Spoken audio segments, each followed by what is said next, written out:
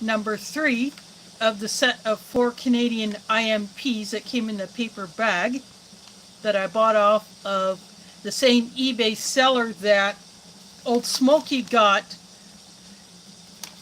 a whole mess of these off of. He bought 4 boxes, each containing 4 rations each, and so I got the last one that he was going to get, but I beat him to it. Again, 2017s. This is the year of production. No menu numbers on the 2017s. Unlike my 2018, the breakfast beans, which has the menu number on it. This one does not. So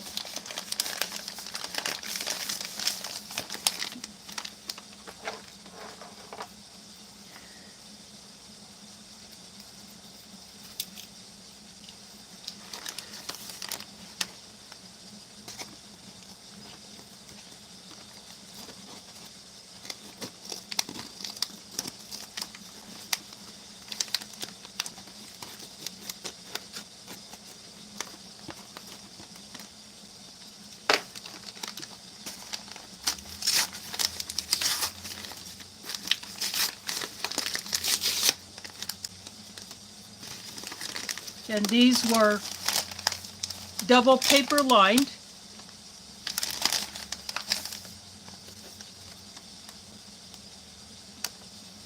I got the chat coming up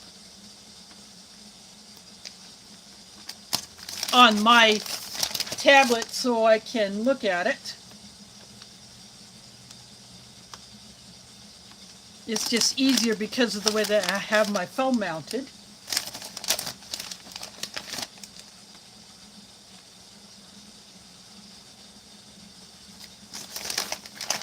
Going to start pulling things out of here. Got matches.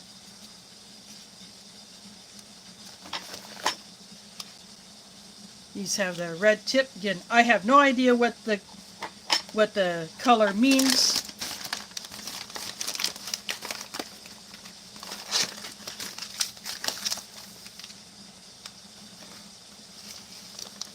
Chocolate nut mix.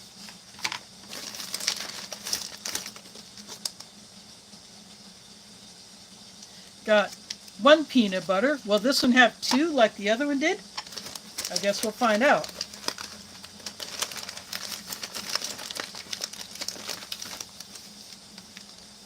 There's a Nescafe Sweet and Creamy that will go into my delicious mug.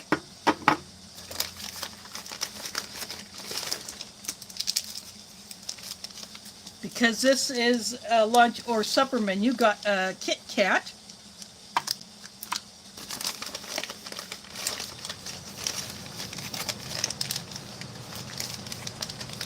Got the hamburger bun.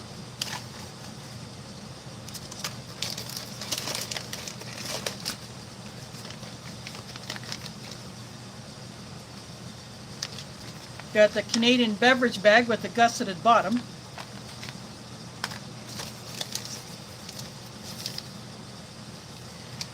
The ice sports drink, so that's the first one. And then there is the second one. One goes off to the side.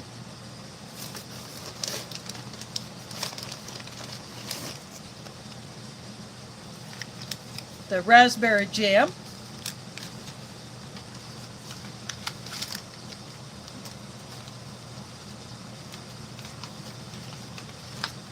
And all of the items that do not get used tonight get saved.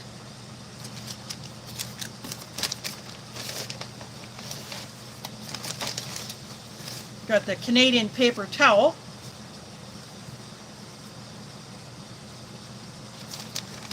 And the Canadian mint, which is a compressed towel.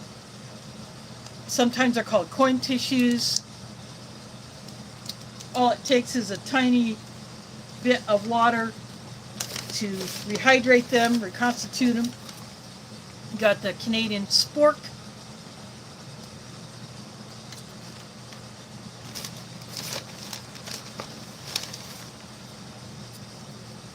Got a packet of Frank's Red Hot.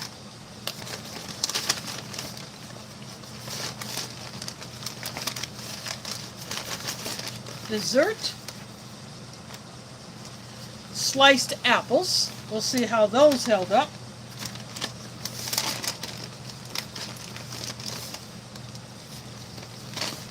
And got the usual little packet of 4 Tic Tacs.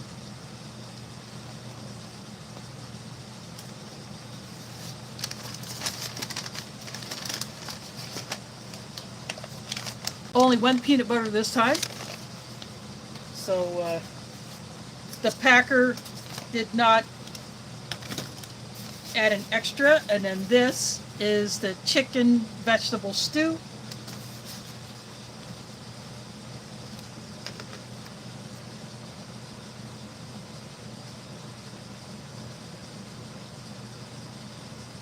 And that's a name I had not seen in here before. Welcome. Spicy tuna rolls is here. Multi-Magnum is here.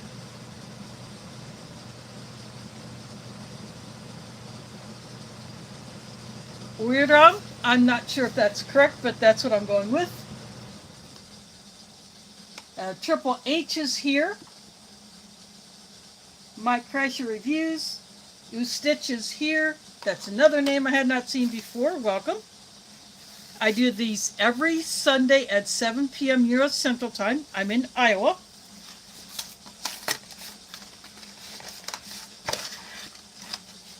These boxes went away with the paper bag as of, I think, 2019 or 2020.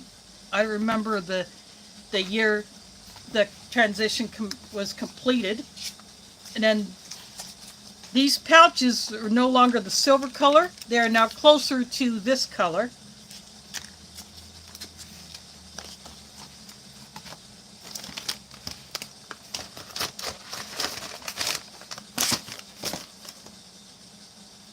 Creative Redundancy is in the house.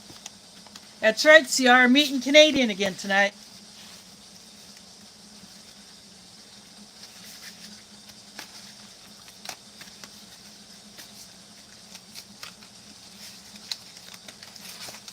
The plastic bags that these rations come in are completely waterproof before they're opened,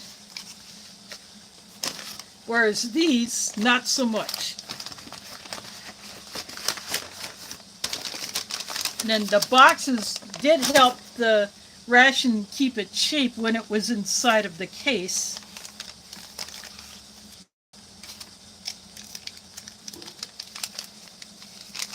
I forgot to bring out a water bottle with me, but these drink mixes mix up a whole lot better than the American ones.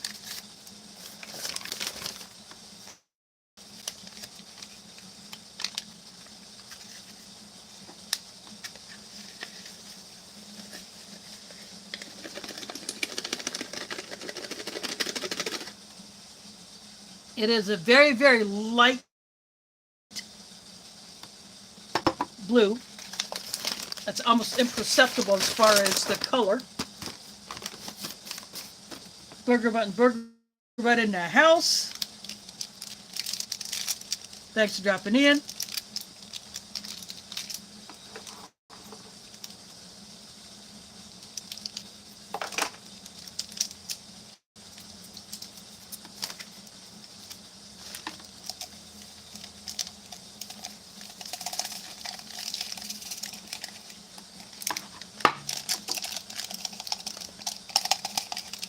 That is what the sweet and creamy looks like. So what I'm going to do, I'm going to take this into the kitchen, put this in a pot to start heating that up. Then I will bring back the hot water for my coffee, and I will bring back my bottle of cold water for my sports drink, and I'll be right back.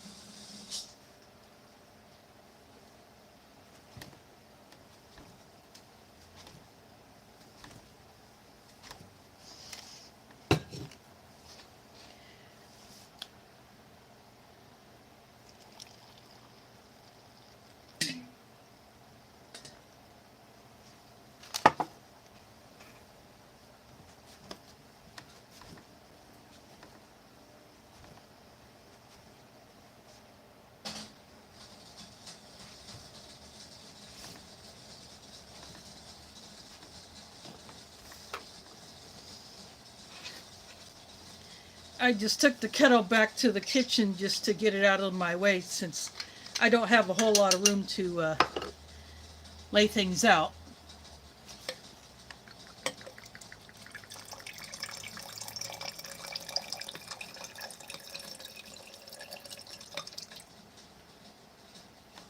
Actually, my water kind of started to freeze up in here.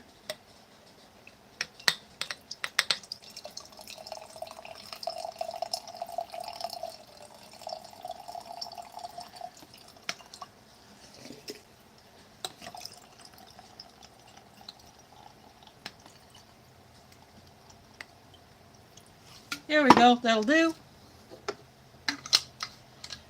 My fridge is set to the lowest temperature it'll go.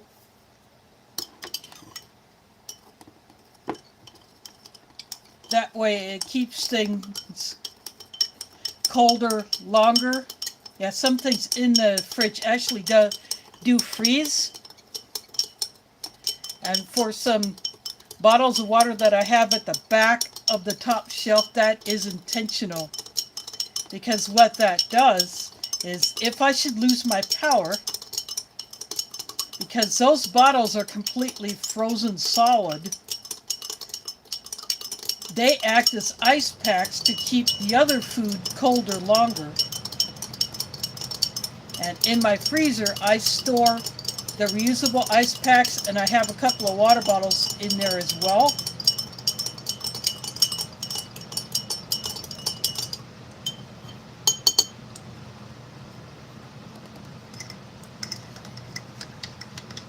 And I'm stirring up my coffee.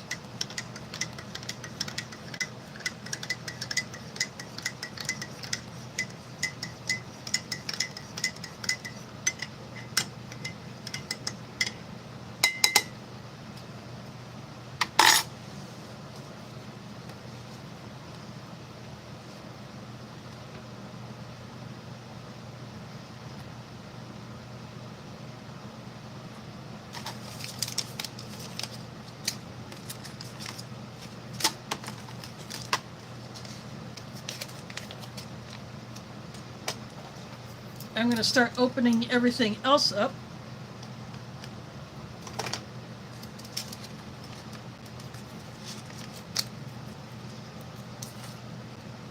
Sometimes these tear notches work, sometimes they don't.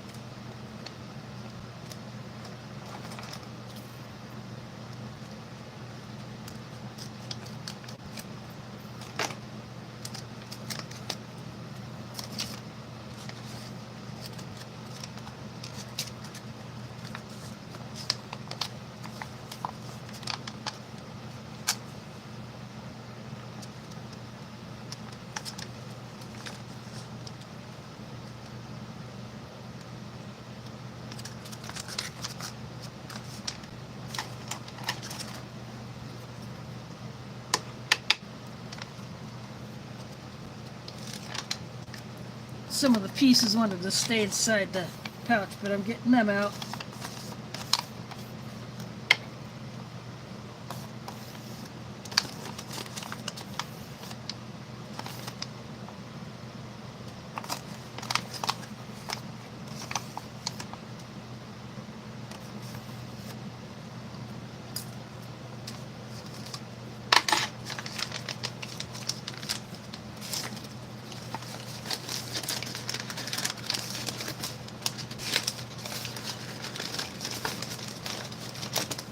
And for those coming in late, this is a 2017 Canadian IMP when they were still in the paper bag. No menu numbers.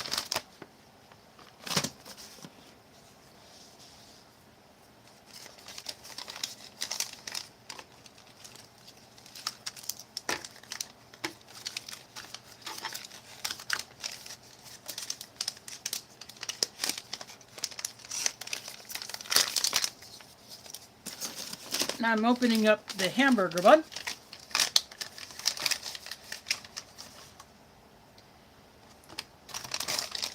Oxygen absorber included.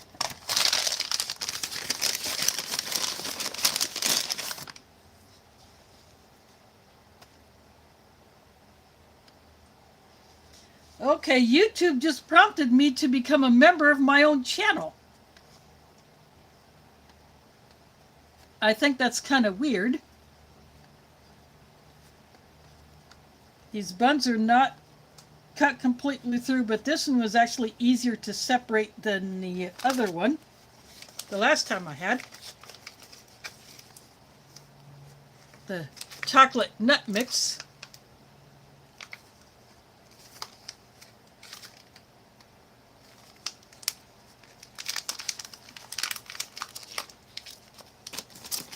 These were partially vacuum sealed.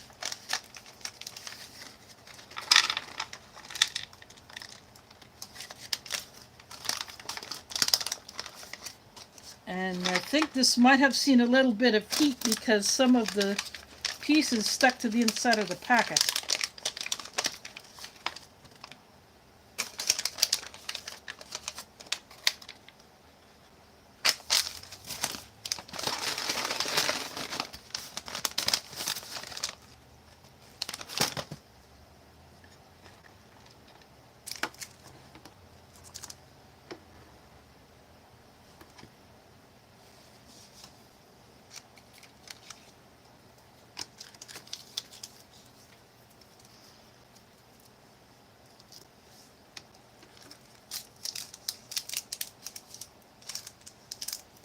Now I'm going to open up the Kit Kat bar.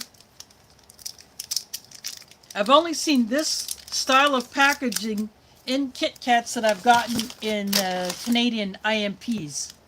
I've never seen this on an American-produced Kit Kat. I apologize for any flickering. One of the light bulbs that is above me is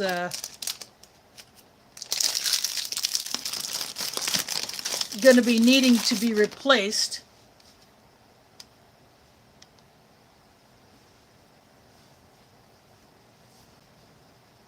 But I will get that done shortly. Yeah, you can see the Kit Kat took a little bit of heat. But I think it's going to be perfectly fine.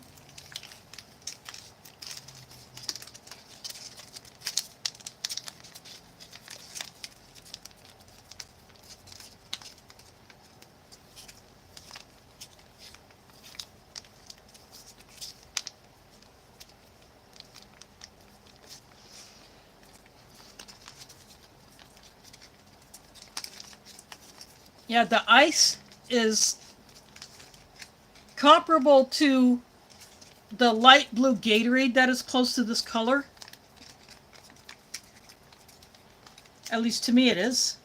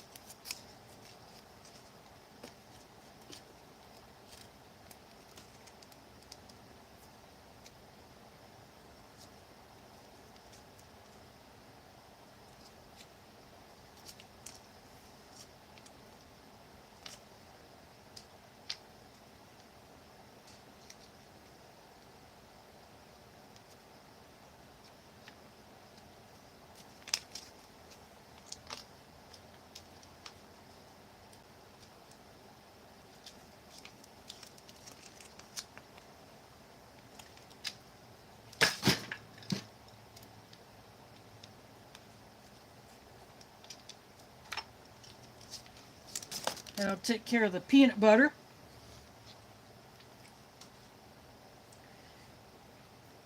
Dad on YouTube. Thanks for dropping in. First time I've seen you in here.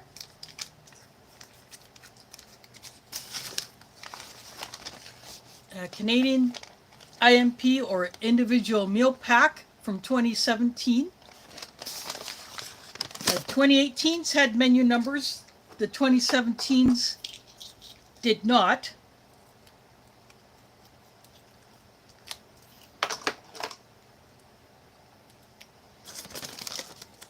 I'm actually glad that the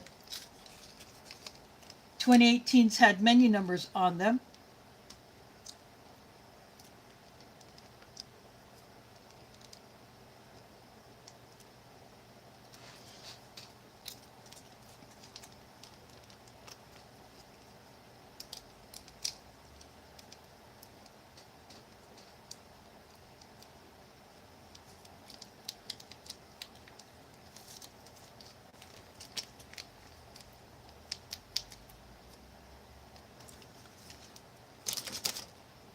And that will take care of the peanut butter and the jam on the hamburger bun.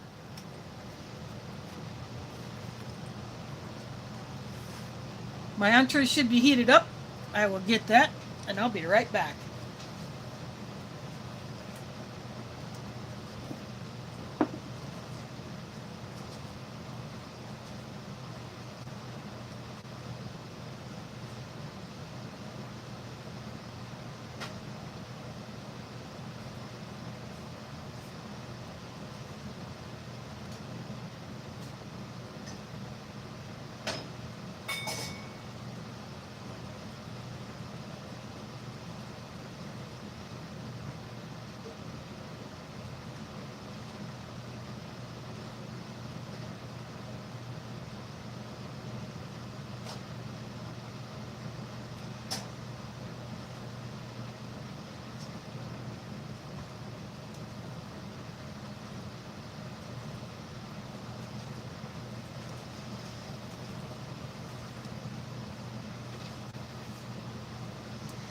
I am back. I use this, which just comes from a cookware set that I originally got when I was in college back in the 80s, and I've just traveled with it from the various places that I've lived. It remained boxed until I got my first apartment after returning to Iowa.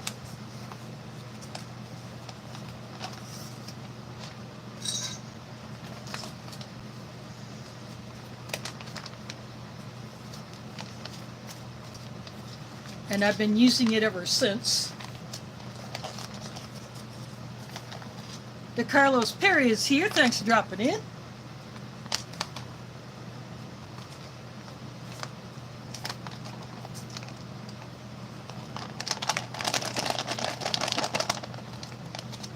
I shake the food down before I open it. That way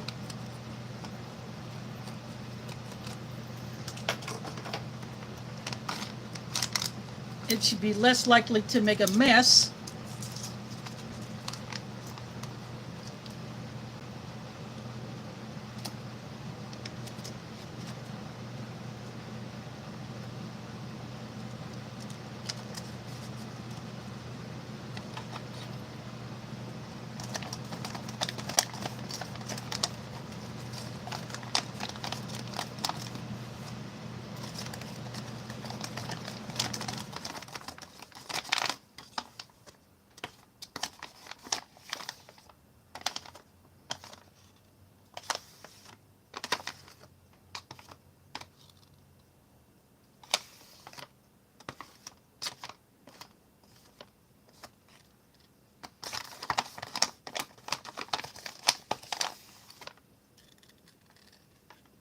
I'm going to call it good with that.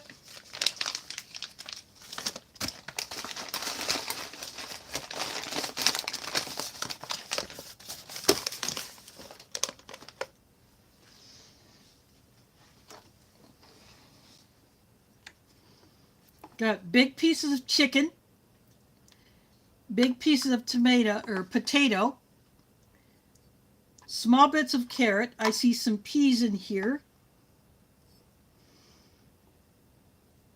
Basically, it reminds me of pot pie filling. Again, I apologize for that flicker. I will be doing something about that fairly soon. I don't want that to be a bother to anyone.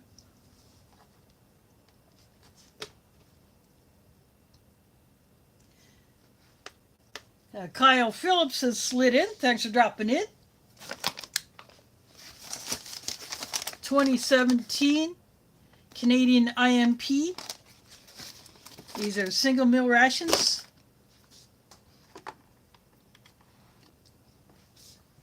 Either 2019 or 2020, they started putting these into a completely waterproof plastic bag. And even after it's opened, you can use a Ziploc to reseal the bag. It's not completely waterproof, but it is more water resistant.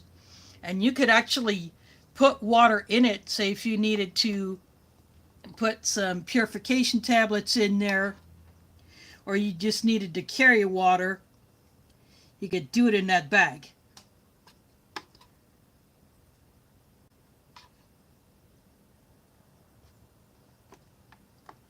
There's a good look at the chicken.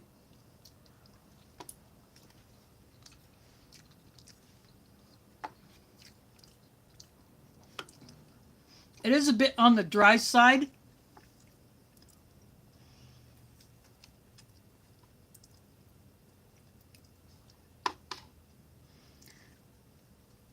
There's a good look at a couple of pieces of potato.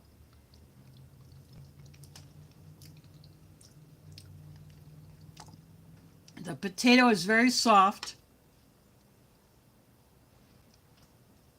There's a little piece of carrot and a couple of the peas.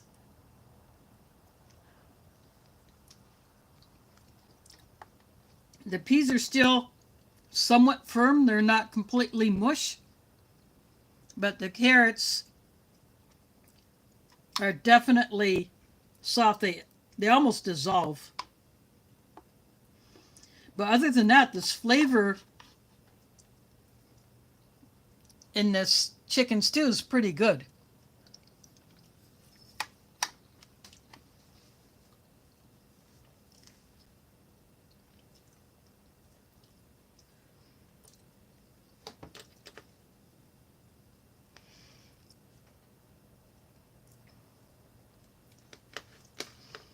I'm just checking the chat over on the tablet that's to my right. And I'm glad to see that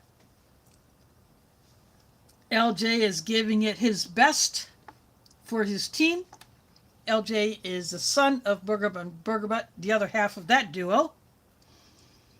But he is involved in sports.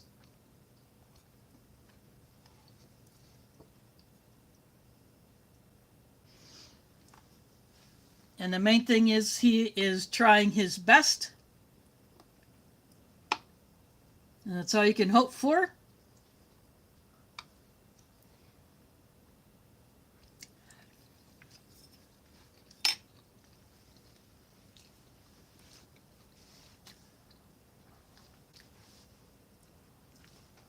I'm going to take a drink of my ice. Again, this reminds me very much of the Gatorade flavor that is very close to this color.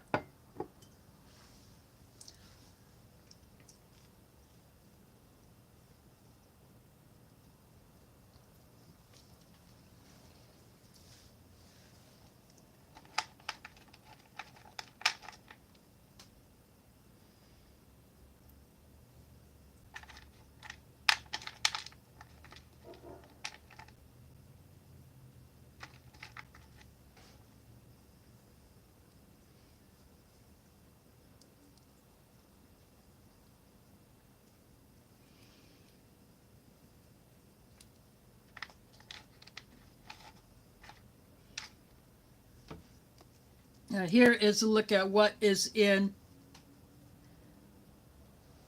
the chocolate nut mix. There's almond, uncoated raisins, there's pistachio, peanut, and something that is coated in chocolate.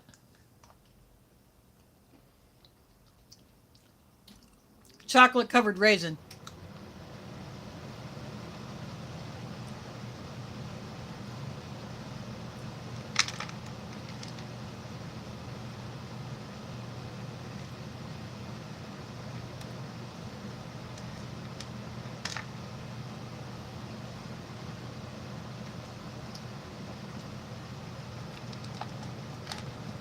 going to try one of the almonds by itself.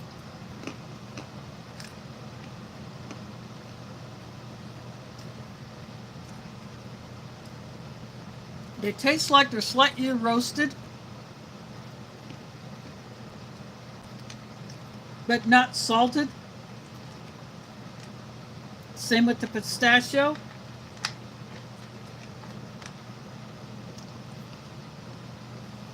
The nuts are not salted. They may be slightly roasted.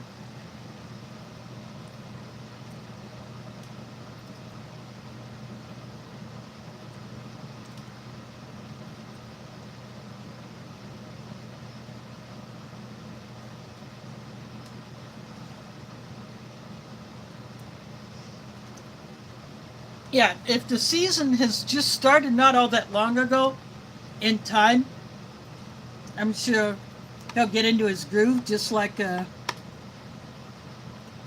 rest of the team.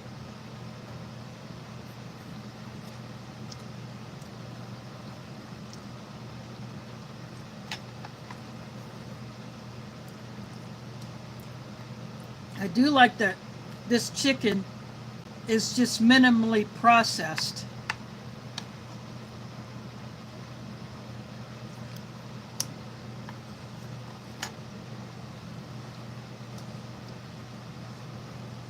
And I do like that I can taste the flavor of the veggies in here. With this Frank's Red Hot,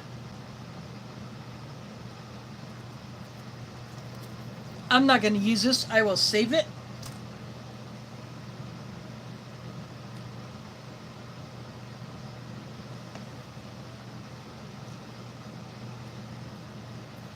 And I'll break this in half. I got the peanut butter and the raspberry jam and the hamburger bun.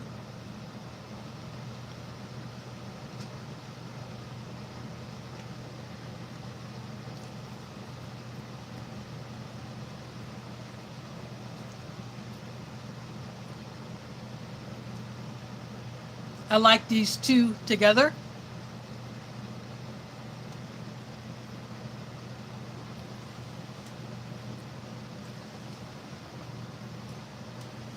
Raspberry jam is not too common in American rations.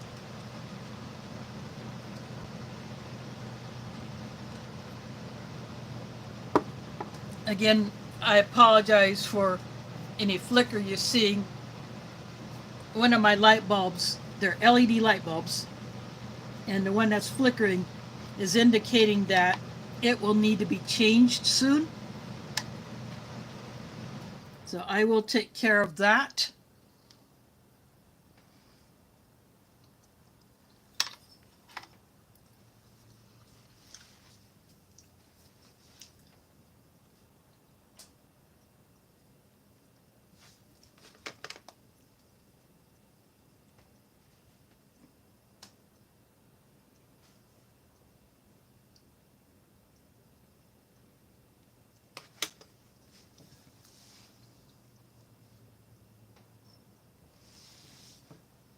Yeah, it's nice everybody is taking an interest in LJ playing basketball, and we can all hope that he continues to improve and his team does well.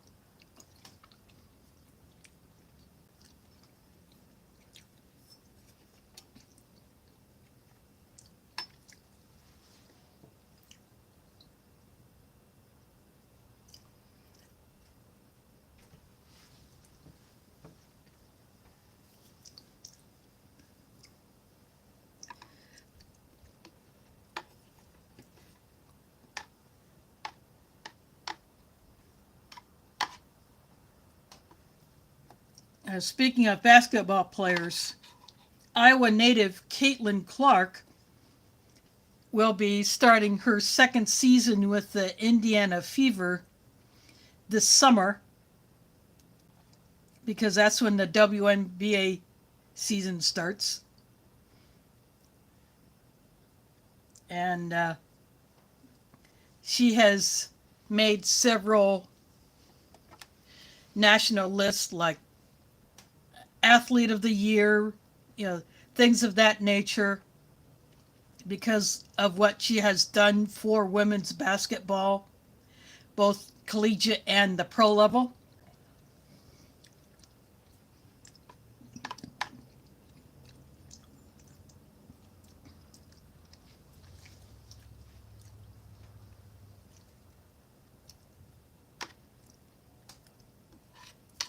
So everybody here in Iowa is hoping that the Indiana Fever will go farther in the playoffs and maybe win a national championship. Now that she's had one season already with them.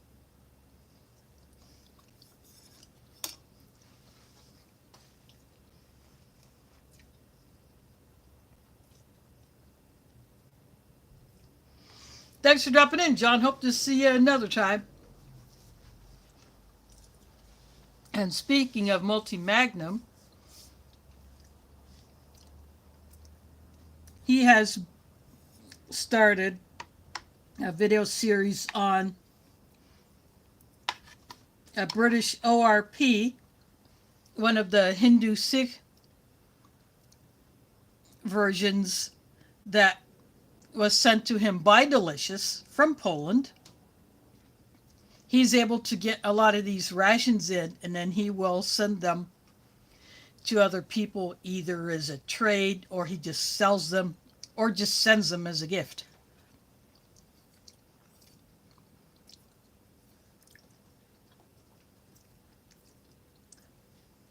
But he does not have the same issues that we here in the U.S. do when it comes to trying to get foreign rations in.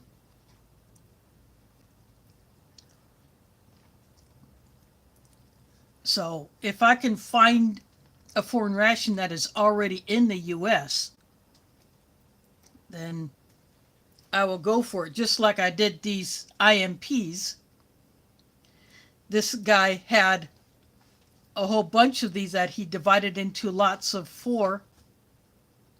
And like I said earlier, Old Smoky bought 4 of them, and I bought 1, and I think I got the last one that Smokey wanted to get, but I beat him to it.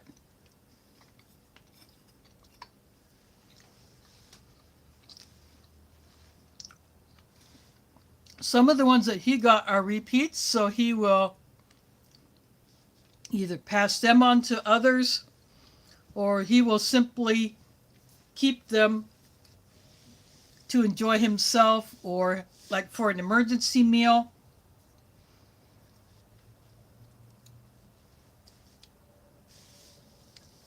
Or maybe he wants to take one on the road with him when he goes somewhere. Of course, right now he is concentrating on his 2 new commercial properties that he is going to be developing. And you can watch his past streams on what his ideas are for these 2 properties.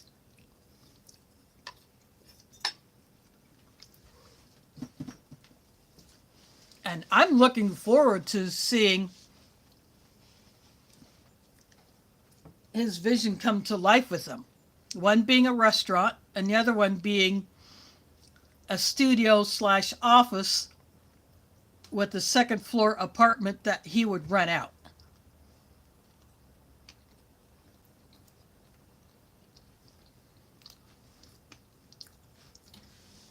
So that building will do triple duty. It'll be his studio for doing his videos and live streams. It'll be his office. And because that building is close to the restaurant, he can be there if he needs to go over to the restaurant just to check on things. and plus provide housing for someone in that town who actually needs a place to live, because housing around there, well, everywhere, can be a bit of a bugger to find that's in your price range.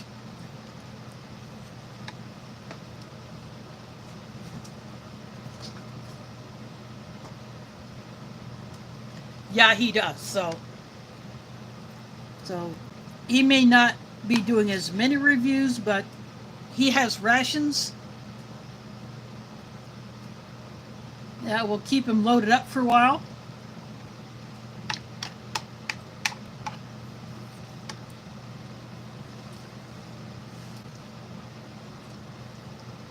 And speaking of rations, I am still waiting on the 2 complete My Own Meals kosher certified ones that were replaced by the La Briute.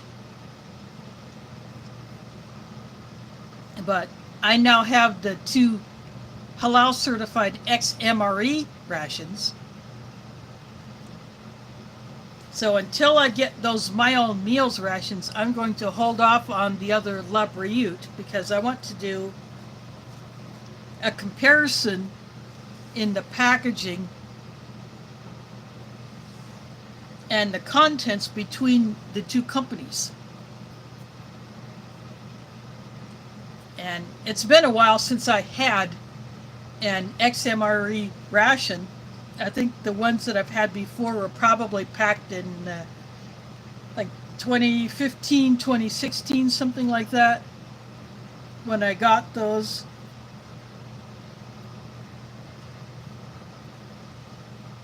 So it's nice to get a couple new ones. I'd like to get a whole case of them, but their cases are a whole lot more expensive than the full case of the halal USMREs. And XMRE also has kosher certified. I wouldn't mind getting my paws on a few of those, but I think those are even harder to find than the halal ones. And I just happened to see these 2 show up on eBay. So I decided to go ahead and order them, get them while the getting's good.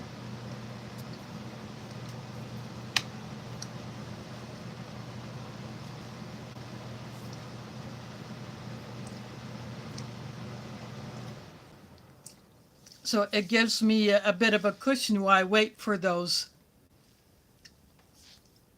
My Own Meals rations to come. Both of those are vegetarian, just like the La Briute ones that I got.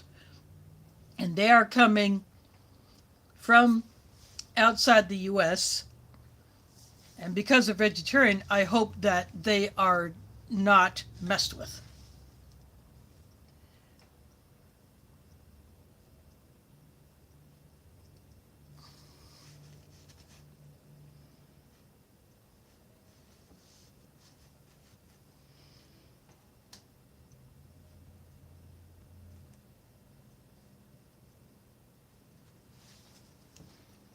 Yeah, I don't own a TV, so obviously I don't watch sports, but I will look online just to see how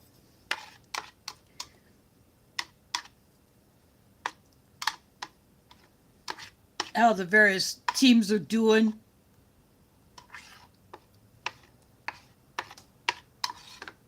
You know, when I was over at my oldest sister's house where we had Thanksgiving, there was football on the TV. So that was just kind of playing in the background. I really didn't pay attention to that much. But then when I was over there on the 25th or 24th of last month, there was Christmas music being played on one of the channels that their cable system has.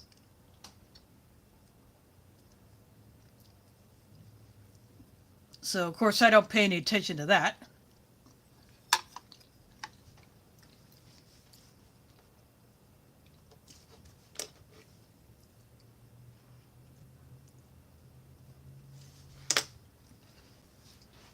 No, Chief? Well, thanks for dropping in.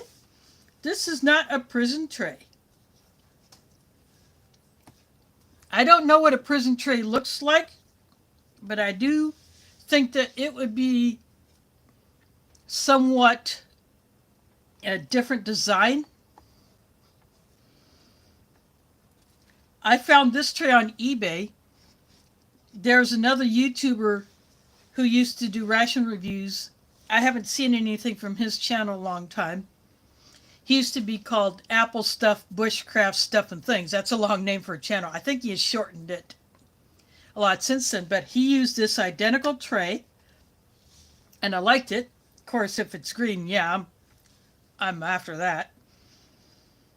So the only other tray that I have been using is my Tupperware tray that I have had since 1983.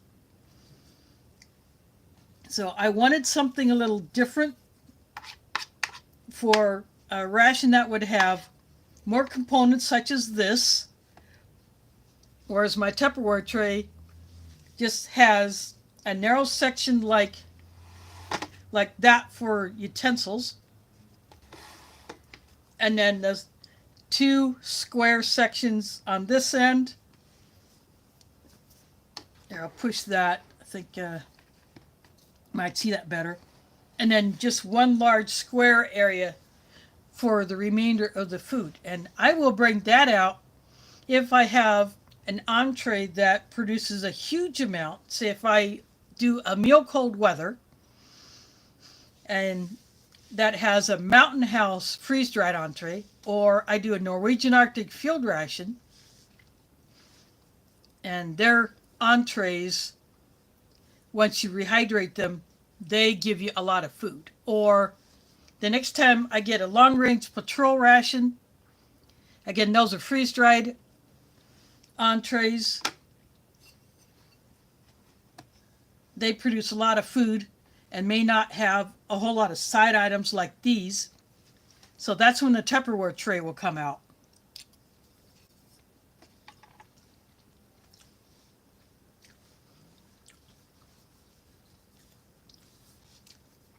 I have had people ask me, are you in prison? Well, they need to think logically about that, because would a prisoner be able to access the internet with a camera? I don't think so. You would be lucky to have access to a common room with a TV mounted high up on the wall.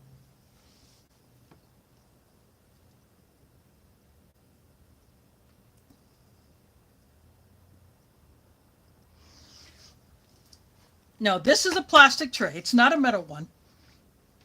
But I have seen the stackable trays where they are shaped in such a way that when you stack them,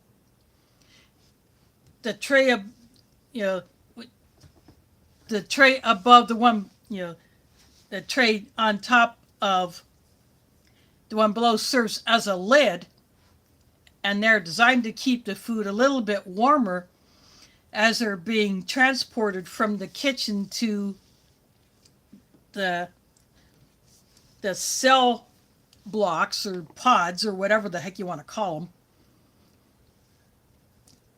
And then there is just one lid that goes over the top of the stack.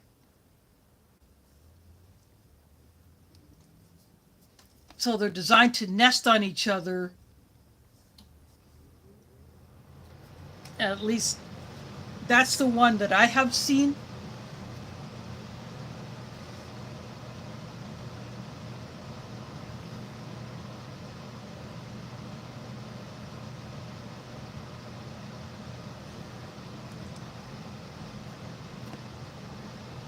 But it's been a long time since I have actually seen one of those, what those look like.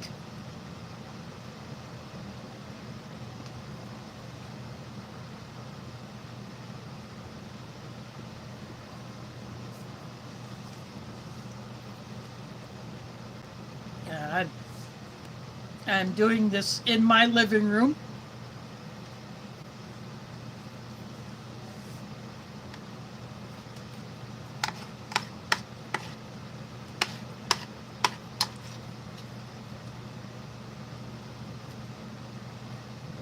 I keep going after this chicken stew because even though the chicken is dry, it's still enjoyable to eat.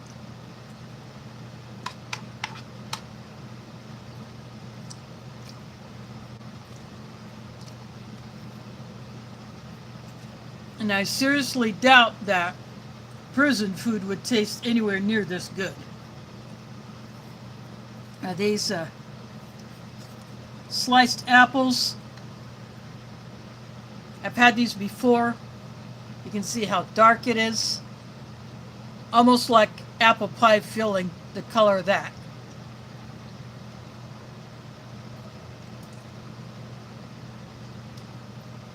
But these are not too mushy like the last ones. Fresher apples would be a whole lot lighter in color, but even though these have aged, they are not bad at all.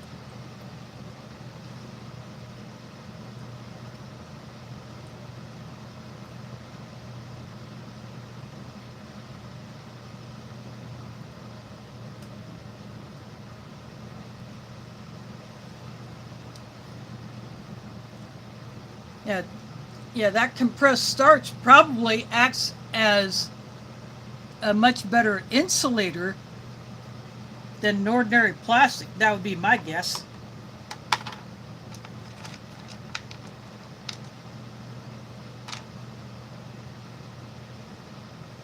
I'm going to have another handful of this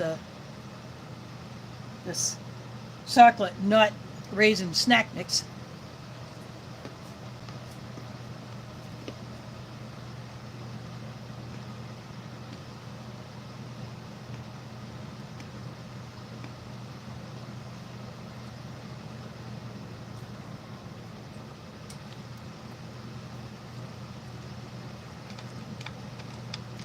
The chocolate tastes like it's a dark chocolate and not a milk chocolate. It even looks like a dark chocolate when you compare to the Kit Kat.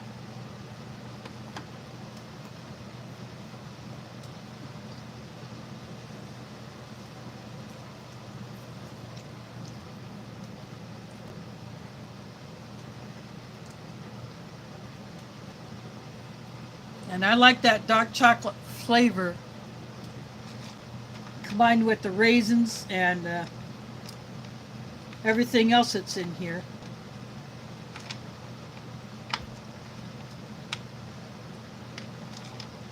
But it would have been nice if the nuts would have been at least roasted. If not salted, then you get that salty sweet, which is also a favorite.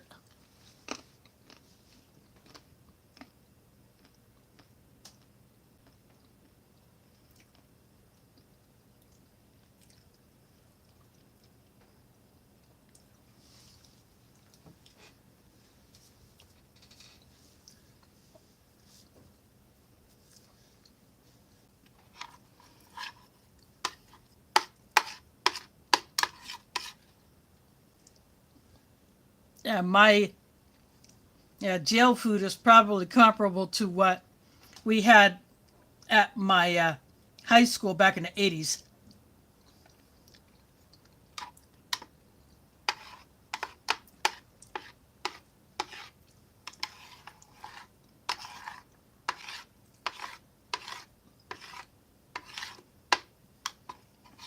But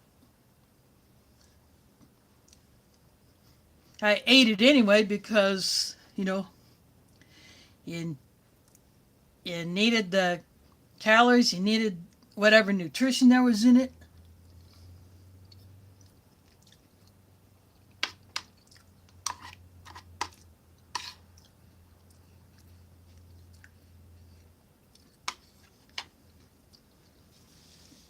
But at least they did meet some dietary needs. For instance, if you were allergic to a certain food, you could get a substitute if one was available.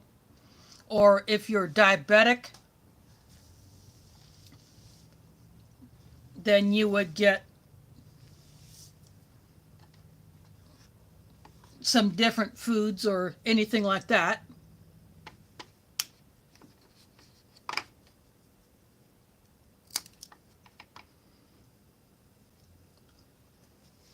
Now that one did not break quite like I hoped, but you get a look at the inside of the wafer part of it.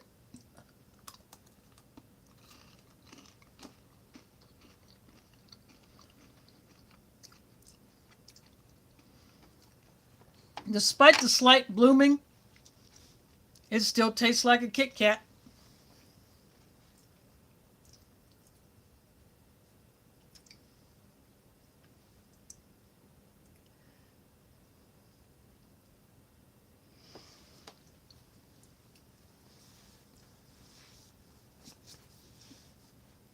Yeah, plus you don't know if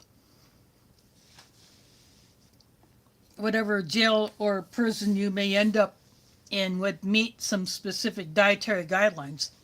I did check with the county jail here in my county, and they do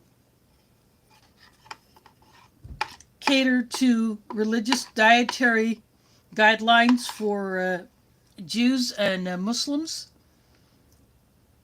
And if you are observing a religious fast, let's say I was in the jail during Ramadan, I would be allowed to fast. I would get a bag, a paper lunch sack with a few items in it very early in the morning, and then I would get my supper after sunset and nothing in between. And the guards are supposed to not write someone up if they are observing a mandatory religious fast, such as during Ramadan. I don't know what there would be for Jews if they fast on certain days, but the same thing applies. And supposedly they do not serve any pork at all, but you kind of wonder about that.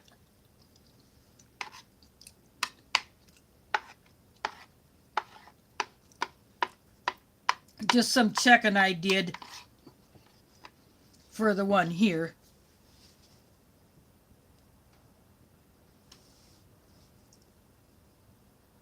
Here we go, Homestead in the house. Thanks for dropping in. From 2017. No menu number. But this chicken stew, I like that the peas have a bit of bite to them. The potatoes still have a bit of firmness to them, but they're pretty soft. The carrots are very, very soft.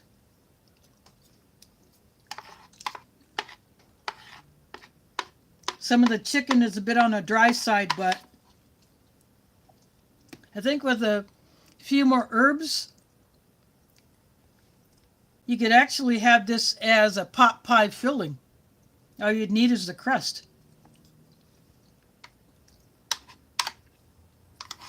So if I wanted to, instead of putting the peanut butter and raspberry jam on this hamburger bun, I could have put one half of the bun underneath it and then tore up the other half of the bun and just put it on top.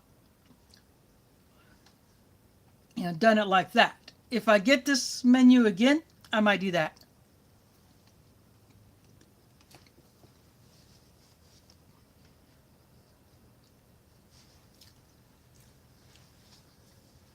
Tim Riley in the house. Thanks for dropping in. Gonna have another swig of my ice drink.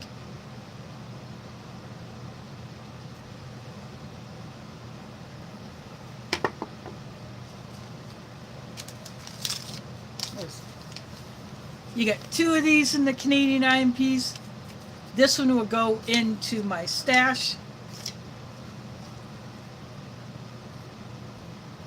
That way I have it for future use. I got a Kit Kat here which had seen a little bit of heat stress, but it's still perfectly fine. I've already eaten part of it.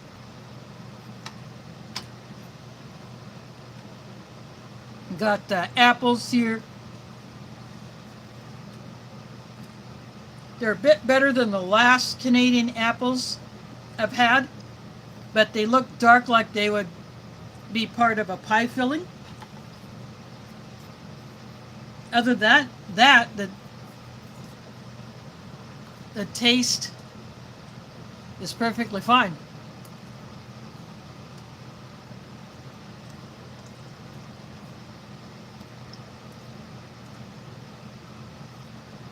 Now, fresh IMP, the apples would be a lot lighter in color. It would be a little bit crisper, but these are still perfectly fine.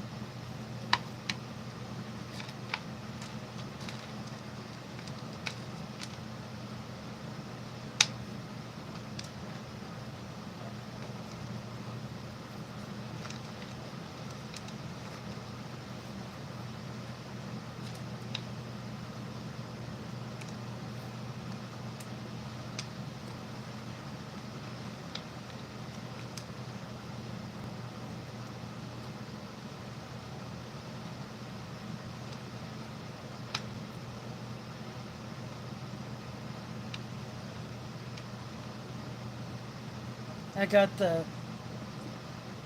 these are chocolate covered raisins.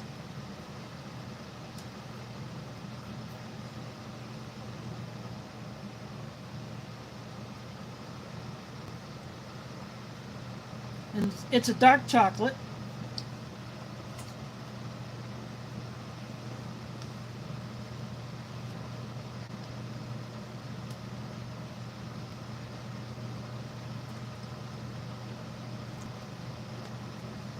Now, it's been 16 degrees for quite a while.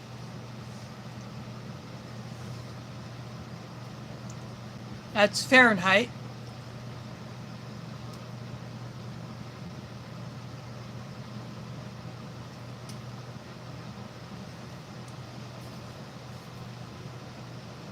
Yeah, fishy, you left coaster.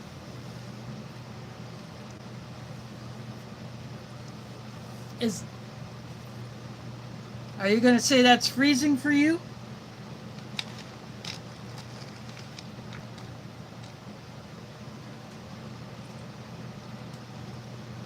Yeah, that would be downright balmy here.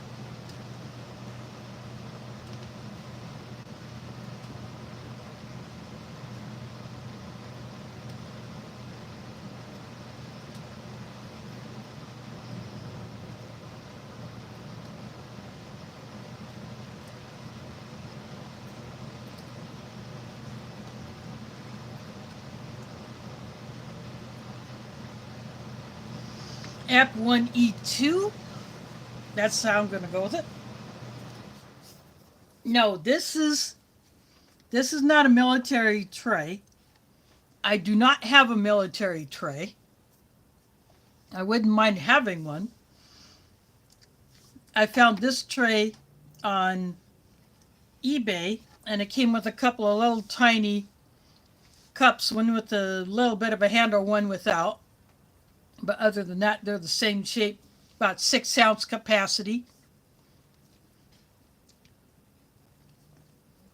But I could never be in the military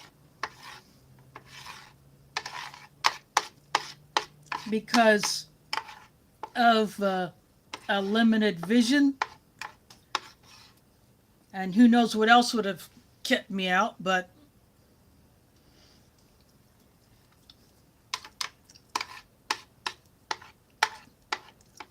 I have friends and relatives who have served, one who is currently in the Air Force.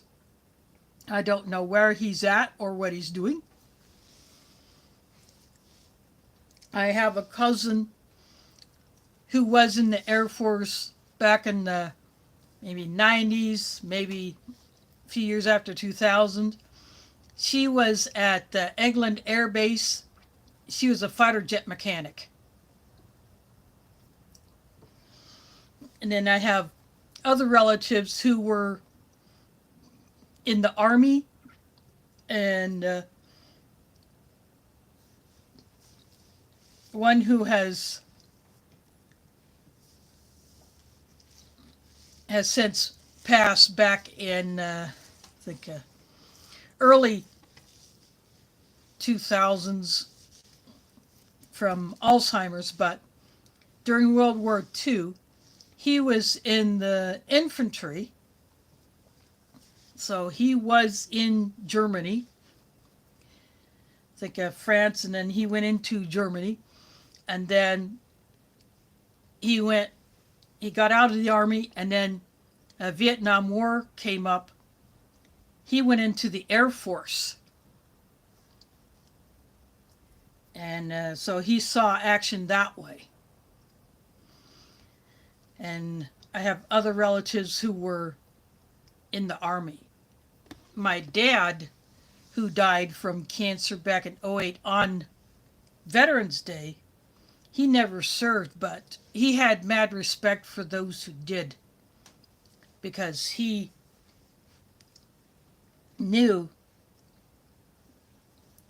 probably more people than I did who served. So he had mad respect, and when he knew it was time, he was really hoping that he would actually leave this life on Veterans Day, and that's the way it ended up. But I have some friends who were also in the military. One was in the army doing logistics in various capacities.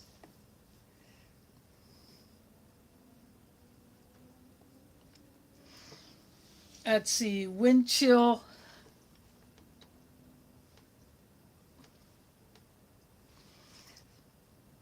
Yeah, wind chill down here is pretty low, and it has been windy for a good part of the day.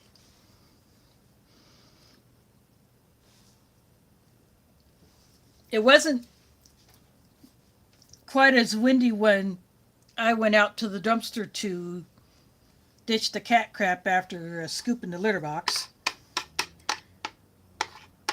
But then again, the building could have been blocking the wind from the way it was blowing.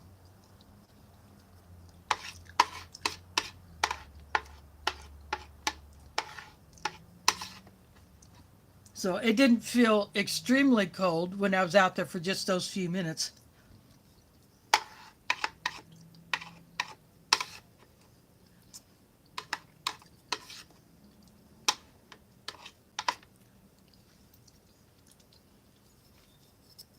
But yesterday and the day before, I layered up when I went outside and had to go places.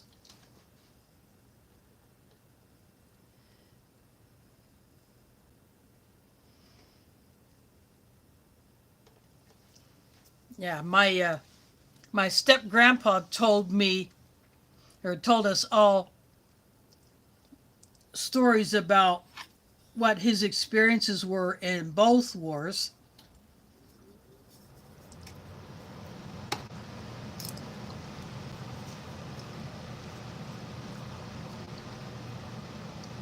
And it was a very hard experience in both places, because he did see the serious action in both of them.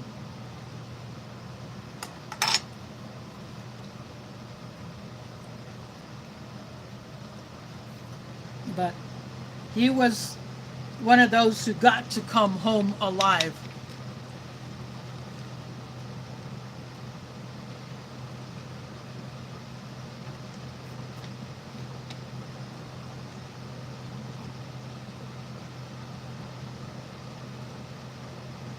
But even then, he was fortunate enough to be near Offutt Air Force Base in Omaha, and that's where he went for his medical care. because they had a good clinic over there. And my grandmother, uh, married him after her first husband died, uh, because she was the wife of a veteran. She was also able to go there for her medical care.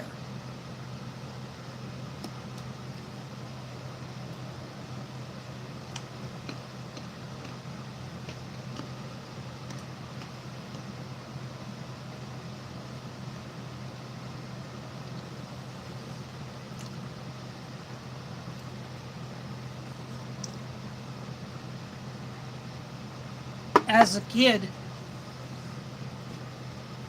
there was only one time when we got to go with my grandparents to the base. We went to the commissary, or PX. I think they call it the PX there.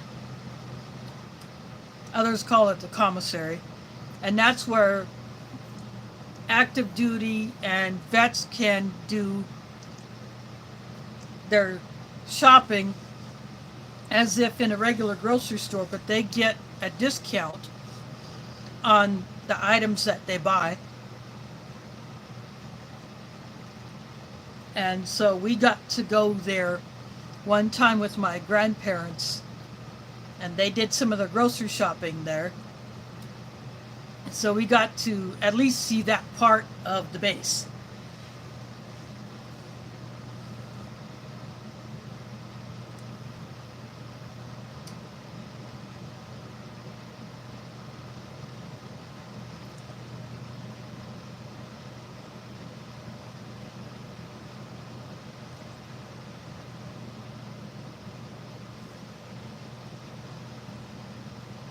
So I'm just looking through the chat. I have to turn to my right to do that.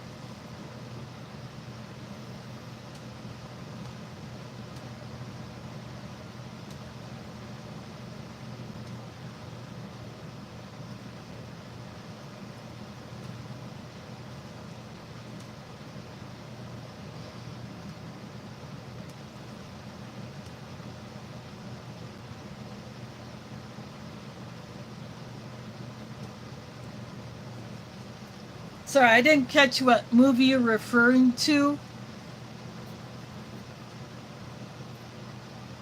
but it sounds like whatever it was probably one funny flick.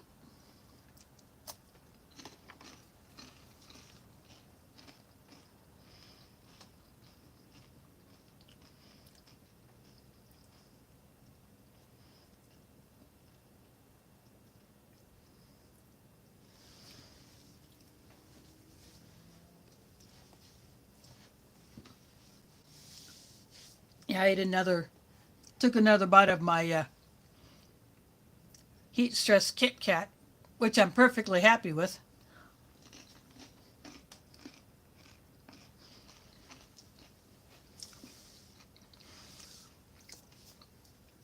Was that the first National Lampoon? Or the second one? Because I do remember seeing both of those. Or at least two of them.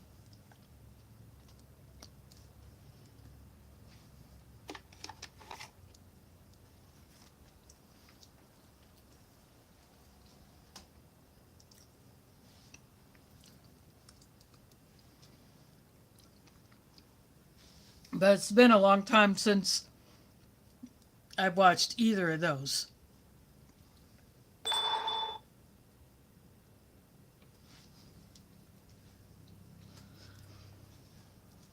Yeah, both of the National Lampoon movies were pretty darn funny.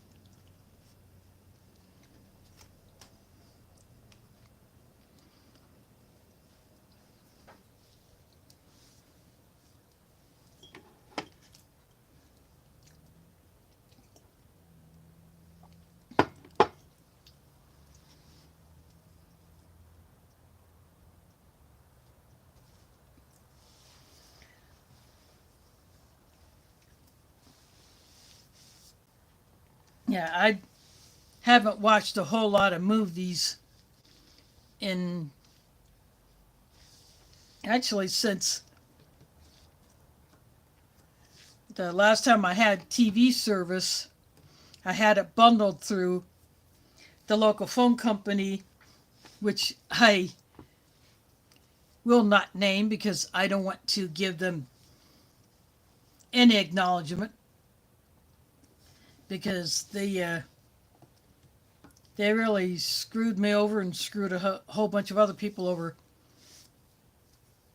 You know, I was paying my bill, but they would split off and cancel. First, they split off my Verizon cell phone plan, so then I paid separate, and then they split off my DirecTV and canceled it, even though I was paying the bill. So I was just getting internet, and then their customer service was just absolute crap. So I went with Medicom, but I did have some issues where they didn't want to come fix a poorly spliced cable that ran under a sidewalk to the building that I was living in at the time. I'm pretty sure that has been corrected since I left there, but so here I couldn't get cable internet for a while. So I went with that other company that I shall not name. Again, they wanted to claim that I did not have a working landline into the building when I actually did. And they would not want to provide the speed that I was supposedly paying for. Again, their customer service was crap. The quality of the internet was crap, so I've been back with Medicom ever since.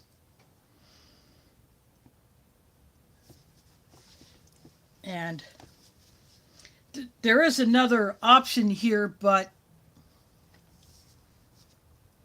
that has not come to my neighborhood yet, and I don't know if it will, because that other company refuses to run fiber optic here to the east side of Des Moines. That MetroNet that's making its way around,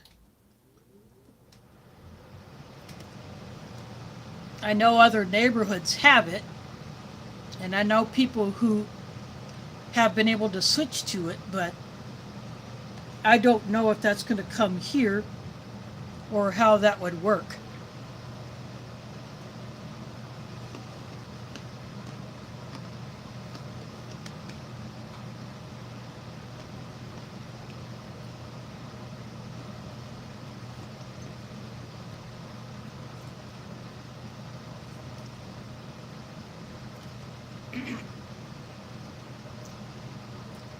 Welcome, Constantine. This is a lunch or supper menu from Canada. The 17 means it was packed in 2017. This year did not have menu numbers on the rations, but I had the chicken and vegetable stew, which is not bad. The chicken, some of it was a bit dry, but very, very minimally processed. It reminded me of a chicken pot pie filling or a casserole filling. These are apples, but they have darkened over the years, but they are still perfectly fine. Flavor is good. They just look like apple pie filling, and minus the spices. There's a small amount of my nut and nut mixed with chocolate covered raisins and some cranberries.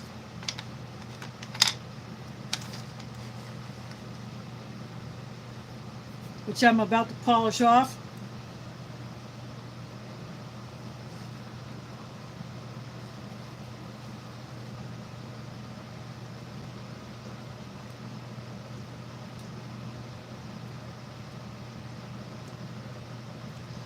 Well, welcome BJ Karki.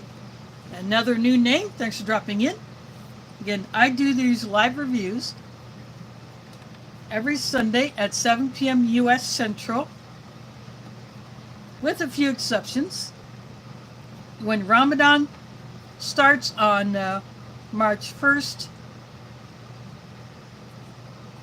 I will not be doing reviews because I will be at the mosque every day. And I apologize for the light flicker. One of my bulbs up in my ceiling light is acting up. I will have to replace that soon. I hope it's not too much of a bother, but I will get that done fairly soon.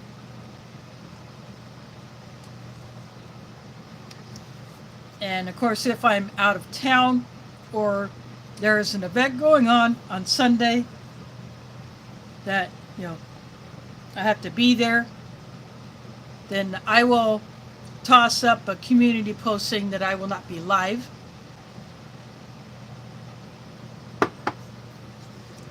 Every summer, my family takes a trip to my late dad's favorite Iowa lake, Lake Icaria, for a week of camping and fishing. Last summer, the fishing was lousy. Wind was terrible.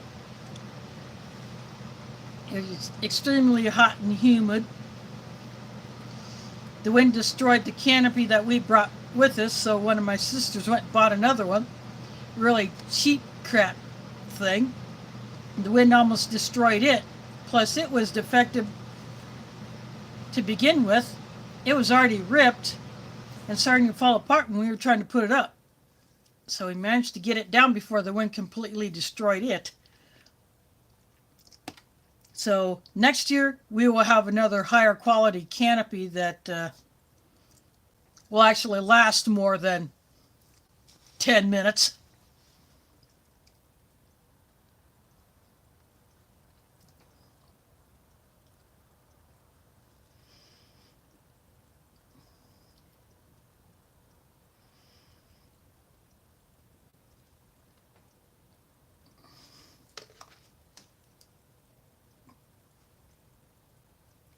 Vlad, thanks for dropping in.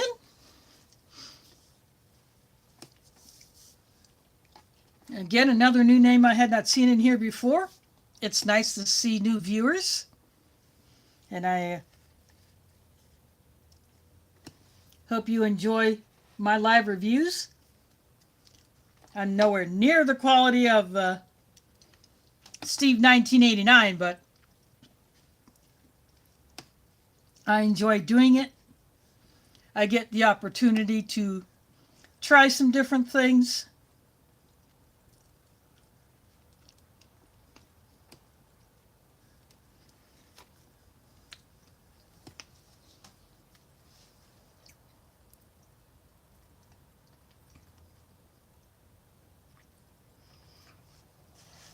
I'm sorry, Vlad.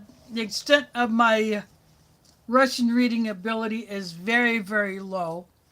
I messed with it back in 87 just as a bit of a fun thing while I was at college. It was not a class for any credit. It was just something that a professor did on the side just for fun, just to see if there was any interest. And I was one of those who tried it, but again, it has been since 1987. And the only time I messed with Russian since was when I was more active with coin and currency collecting.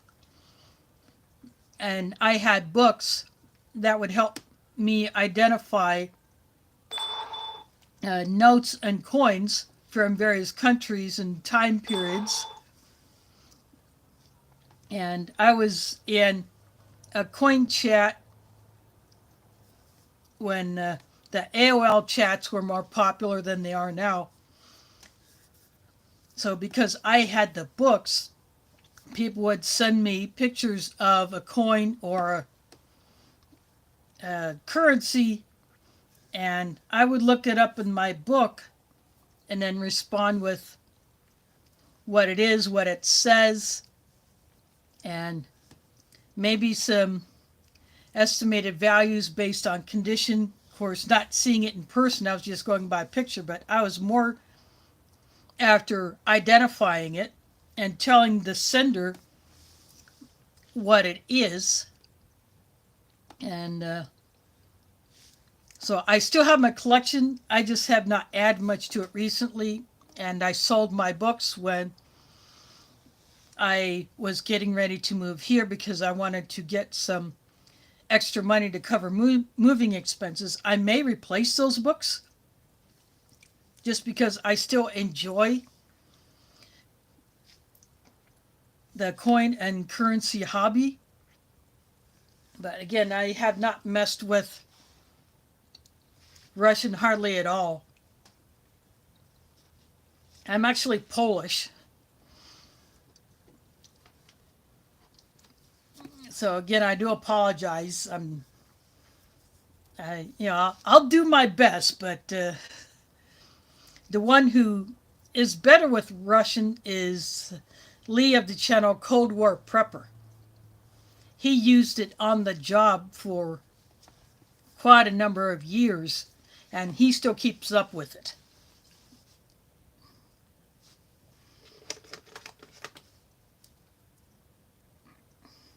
Lost Paradise Devil, another new viewer. Thanks for dropping in.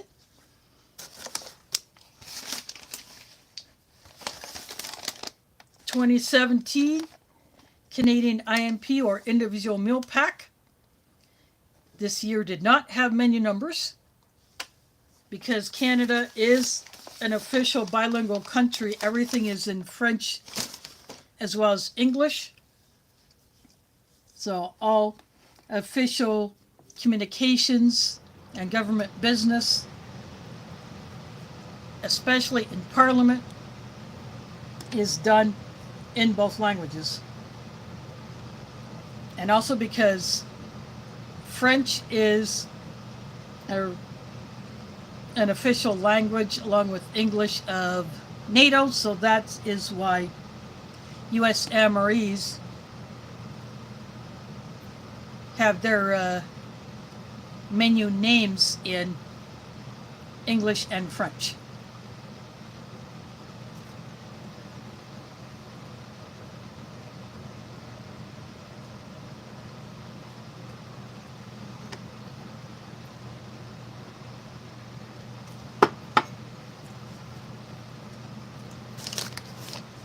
Yep, you can see the Canadian maple leaf there.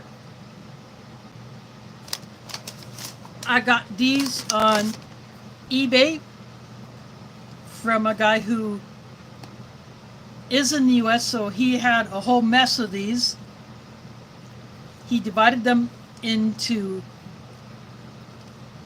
lots of 4 and just randomly boxed them up and sold these lots. Old Smokey, another reviewer, he bought 4 boxes, and he was going to buy the one that I ended up with, but I beat him to it. So Old Smokey got several duplicates of the menus, but he did get a much wider variety than I did because I only got 4. So this is the 3rd one.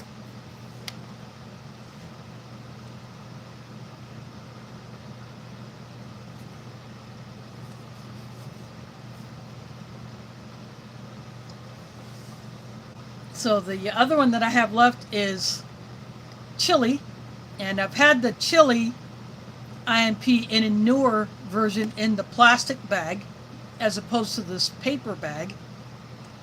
That one, that chili was from 2021,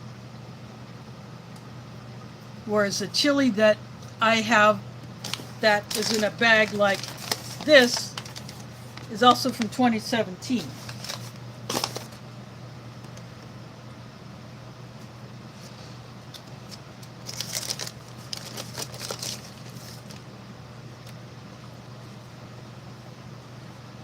So this chicken and vegetable stew is very similar to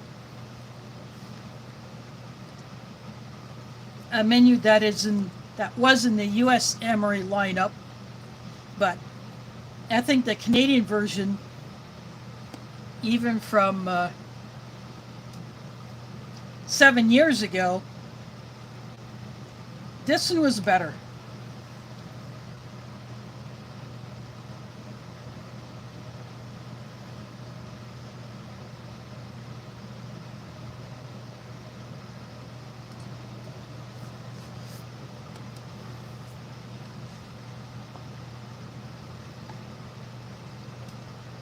But I got the Nescafe Sweet and Creamy 3-in-1 coffee.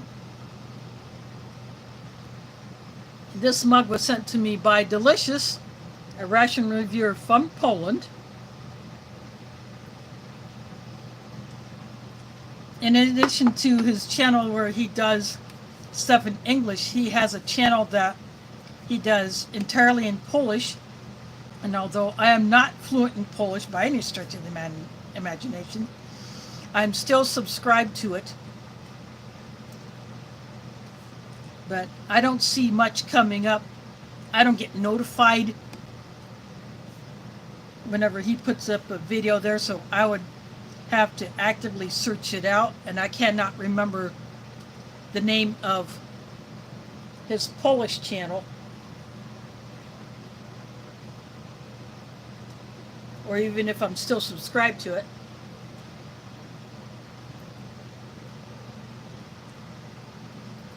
But he sent me this mug along with some goodies,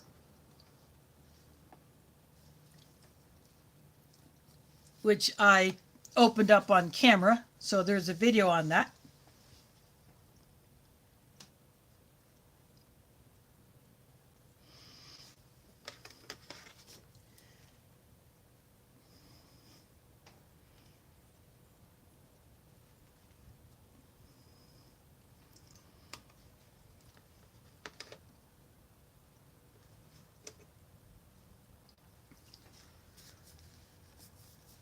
Yeah, Putin is still running the show in Russia.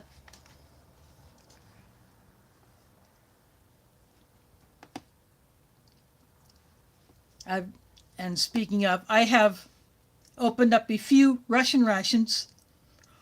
Not recently, though, because the ones that I have seen that are available online are outside the U.S., and I don't want to take the chance of them getting raided.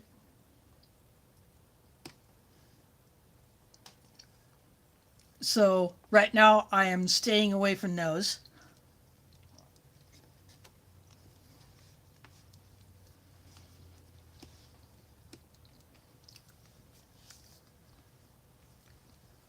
I play it safe by looking for rations that are already here in the U.S., or if they're located outside of the U.S., it is vegetarian. So I have an order for 2 kosher certified My Own Meals rations, which apparently are or were used up in Canada along with the US. And My Own Meals also had halal certified entrees, and I had some of those. CT, a guy up in Canada, sent me a whole case of those, but I had several duplicates, so I didn't get the menu variety that I would have liked.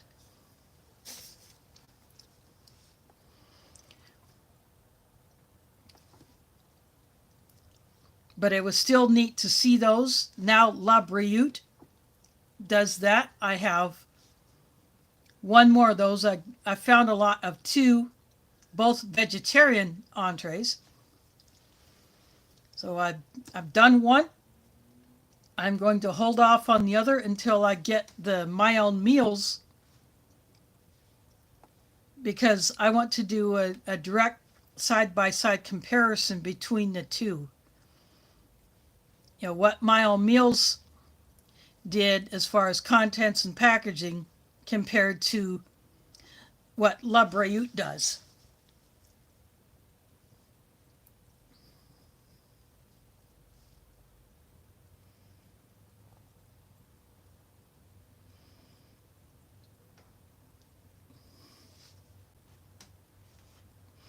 Oh, yeah, I watched that a lot.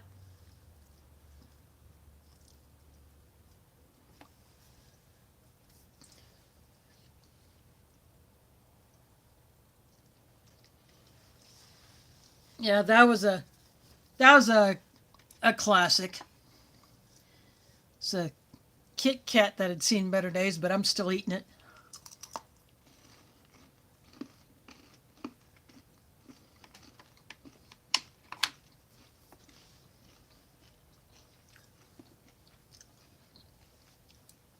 It just took a little heat stress.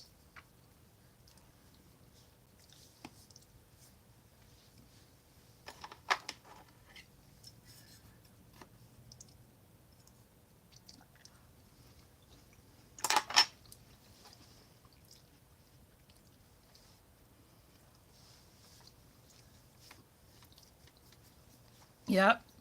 And good old Rocky, Bullwinkle's sidekick, always getting him out of trouble.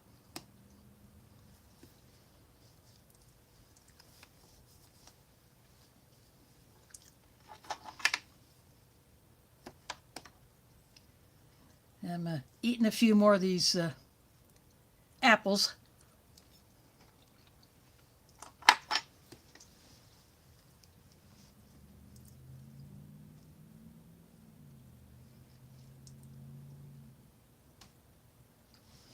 Yeah, and he also stated, Ich bin ein Berliner, which means I am a Berliner,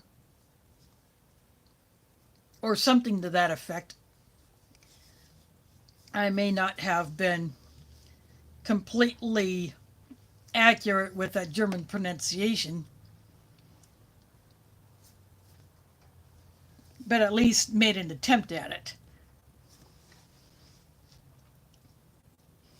Yeah, I have always been a bit of a language nut.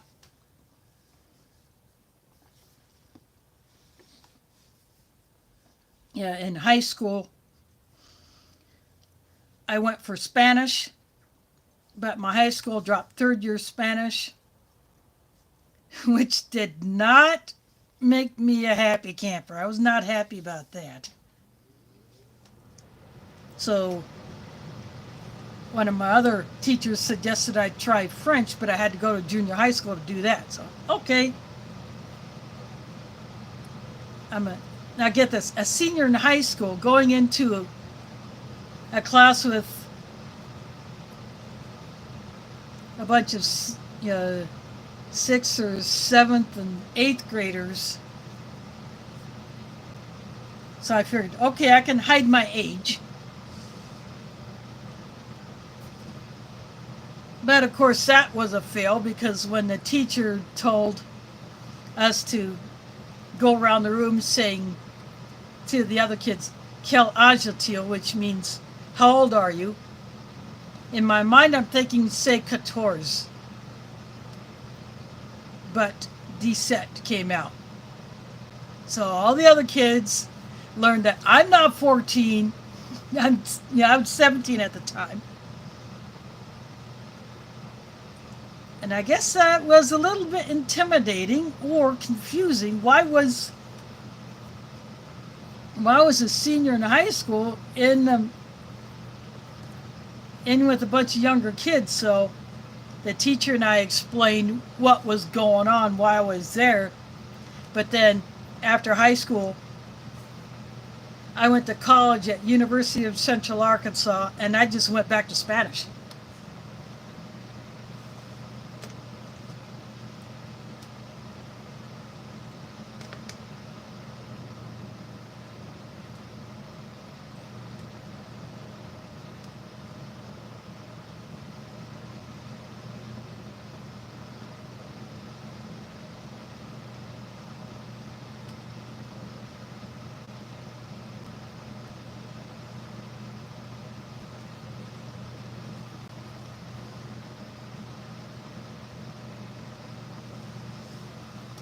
Sorry, just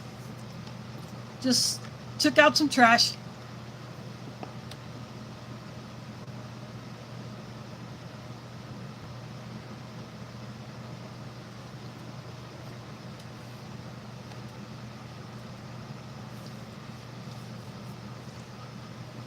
Yeah, we watched a lot of those shows as a kid as well.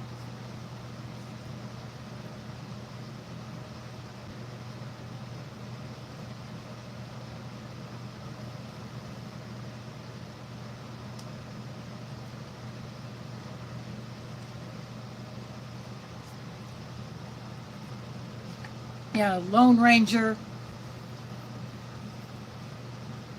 Yeah, there's another one called The Rifleman, which we watched. Anything with John Wayne in it.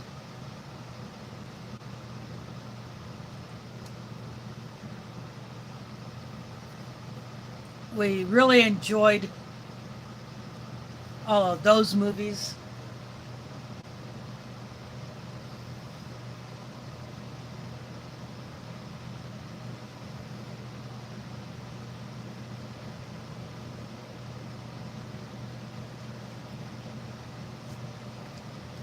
In fact, he does have, I think he has an Iowa tie somehow. I don't remember exactly what that is. Of course, Ronald Reagan worked at WHO Radio, AM 1040, in his younger days. And the station still occasionally pays tribute to him, since he was one of their talk show hosts back in his younger days.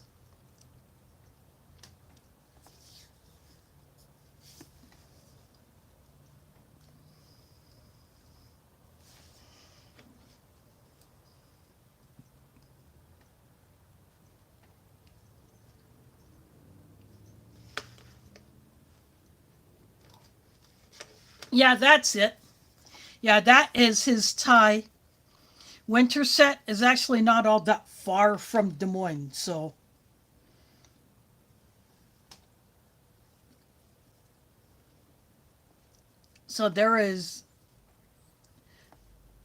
there's something in Winterset that identifies his presence when he was just a little.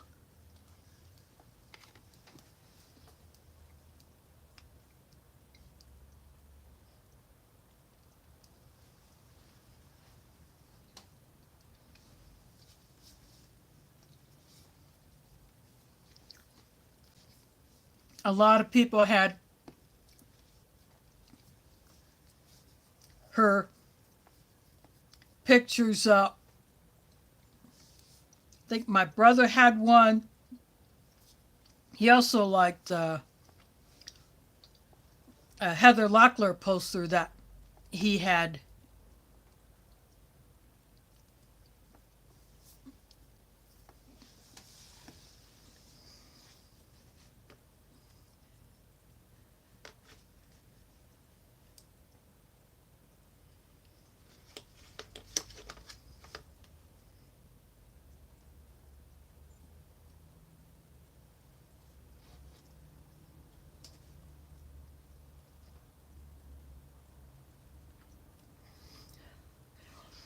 Well, apparently they like to,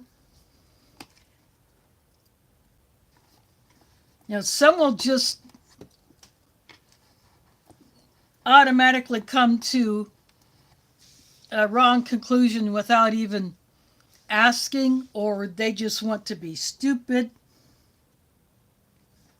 Like last week when there were a couple that asked me if I'm actually in prison, when logic would dictate that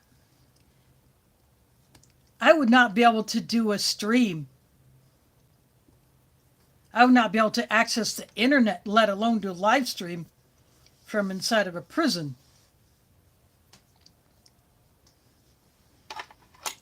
So that makes about as much sense as a $3 bill.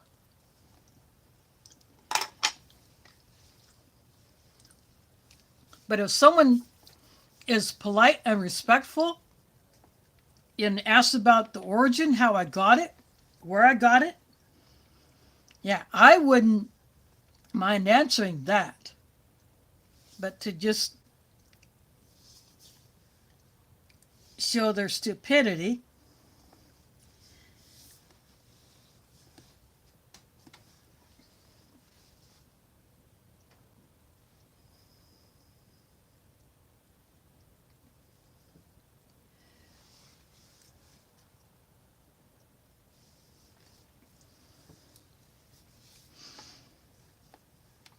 as I said earlier, this would definitely not be the type of tray that you would probably find in a prison. I found this on eBay.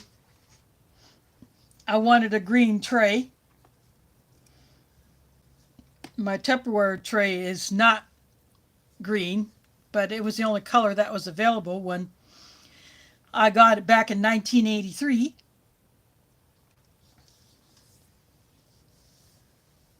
I still have it, and occasionally I will use it.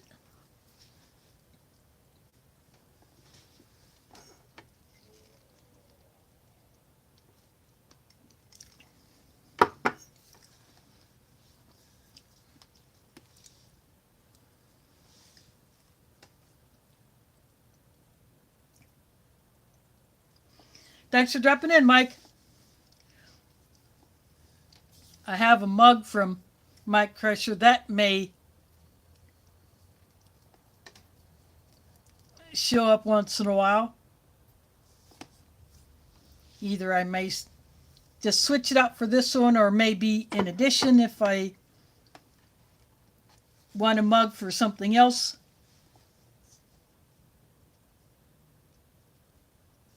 I may do that. Yeah, this looks like a canning jar with a handle, but these things cannot take heat, so cold drinks only.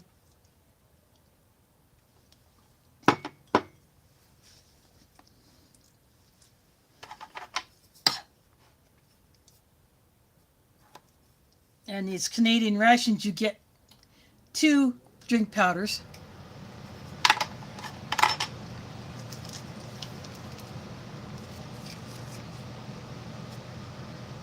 So this one will get saved for another day.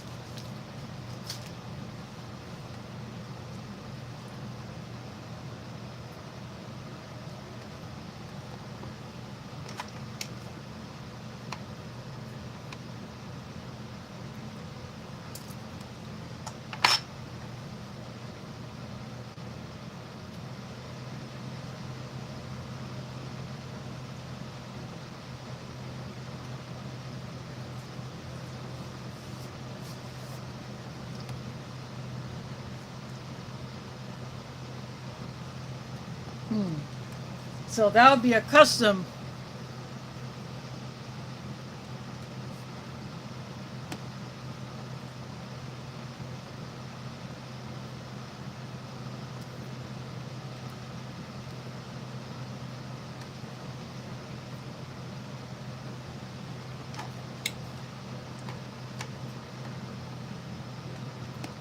It'd be interesting to see how he would package that.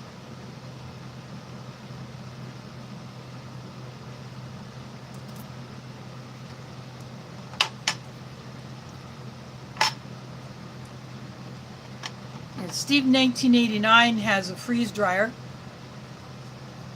so he has experimented with freeze drying certain things and showed them on his channel. And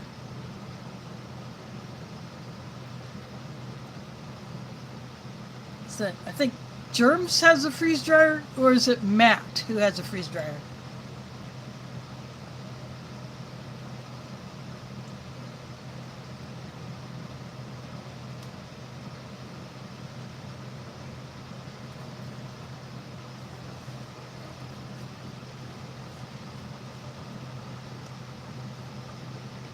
freeze dryer is just something that I could not do here.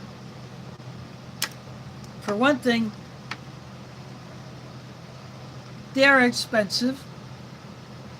I do not have a dedicated space where I could put one.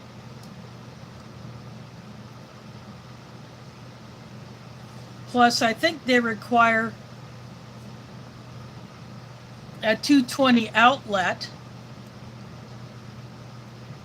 which I only have two of, one for my stove and one for my heater slash air conditioner.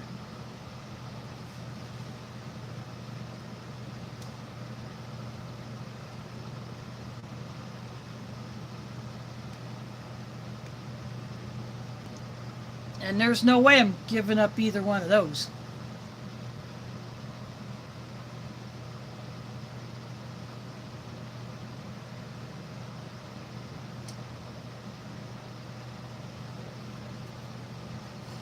Well, Dave, it could, not all Indians are Hindu. There are Indians who are Christian, there are some who are Sikhs, there are some who are Muslims, there are some who may follow other religions. Or, of course, Hindus do not eat beef, so pork would be fine. I don't know what kind of dietary guidelines Sikhs follow.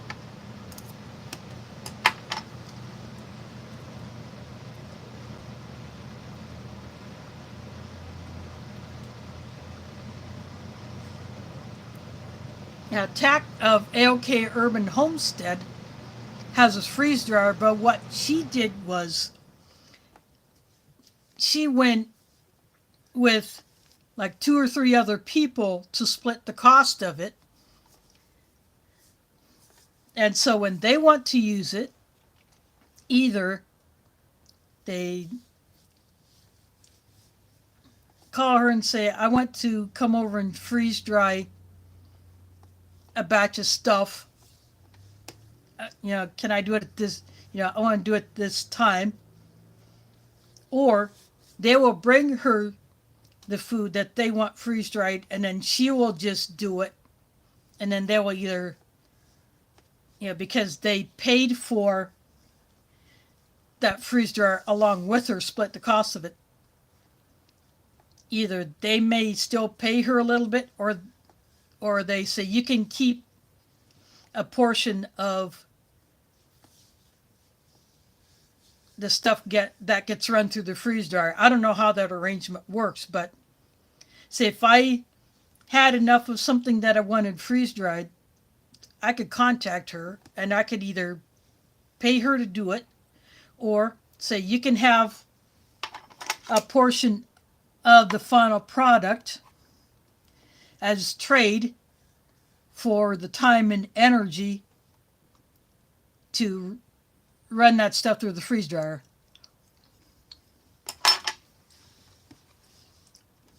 And there is LC dropping that super chat. Thanks for dropping in.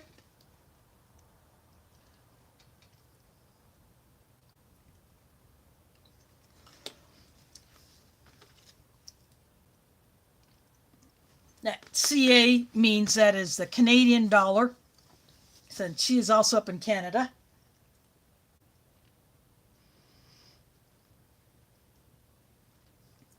Thanks for dropping in, Dave. Again, I hope LJ continues to have a good season with his basketball team.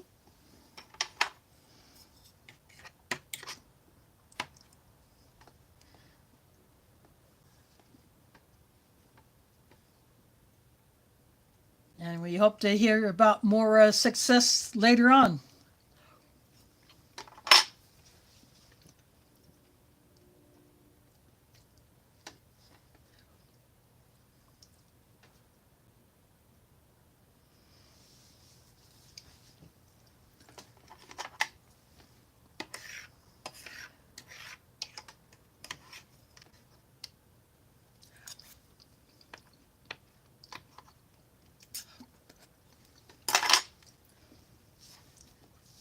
I just finished off the apple pieces.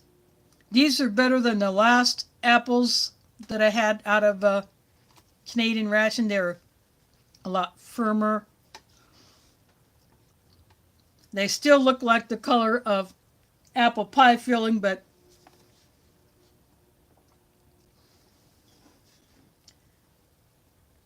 they're not bad at all.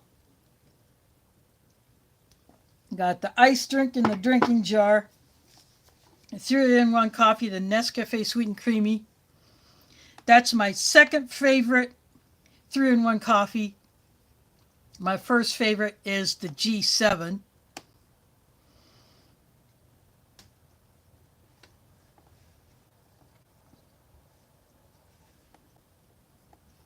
Again, I apologize for the intermittent flickering. One of my LED light bulbs is dropping a not so subtle hint that it may be on its last lumen.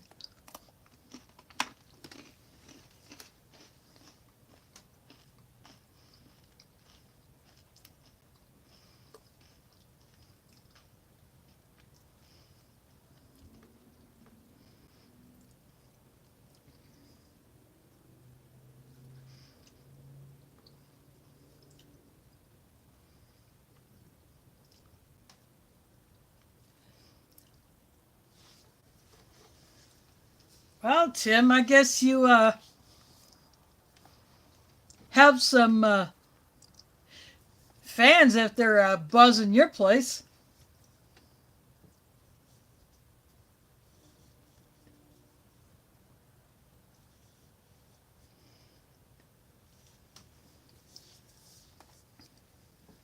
Either that or they're just wanting to harass you.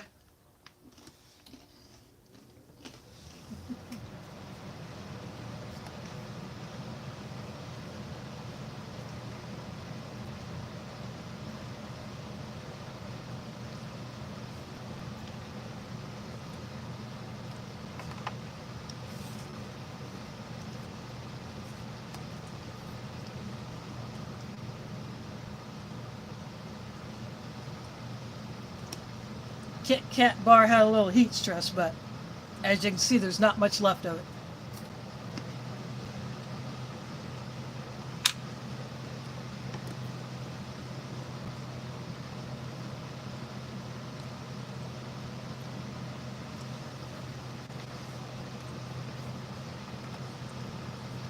Oh, I'm sure it's funny watching your dog trying to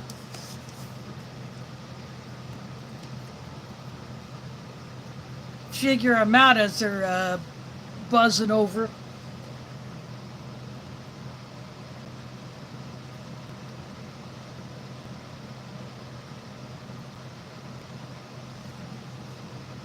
Yeah, they're not going to find much.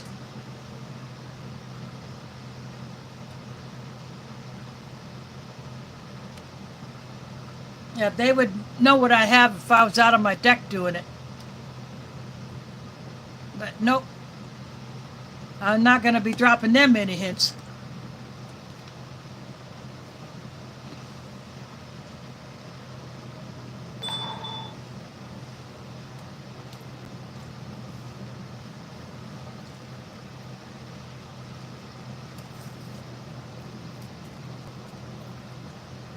Yeah, I could give them some of this.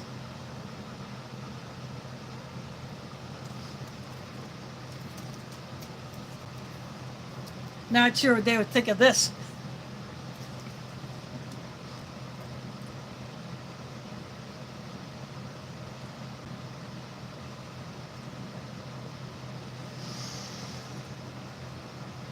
Well, DeCarlos, considering your proximity to that, that's probably just their daily training flights. When we used to have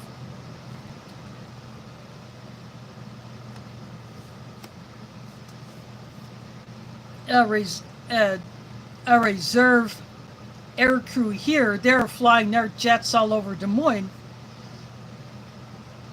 just as a matter of routine training flights, or pilots just need to get in a certain number of hours in the air, then they will go up, fly for a bit, come back down, log the hours that they were up.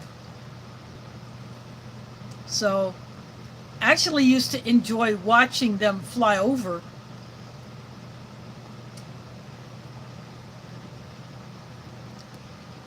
And then when they switched to remote drone operation, that seemed a bit of a letdown because I really, like I said, I really enjoyed watching those jets fly over. Now, at the edge of the base property, they still have a model of every plane that has ever flew from there.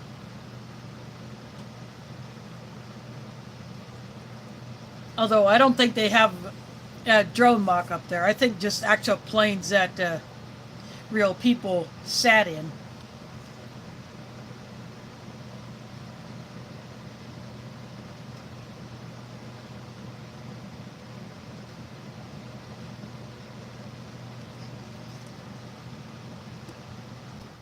No, just like astronauts in space when they put on the spacesuit to go outside of the space station, if they're going to be out for several hours, then they have to do something to handle their crap because they just can't just leave whatever they're doing and, go say, I'm going to go over there and, relieve myself. No, you can't do that. You have to just let it out and deal with it when you get back inside. Yeah, there are adult diapers, so that's one solution. And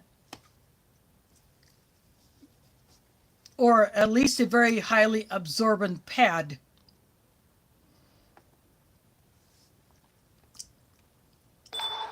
One of my former home care clients used a type of catheter that could easily be put on to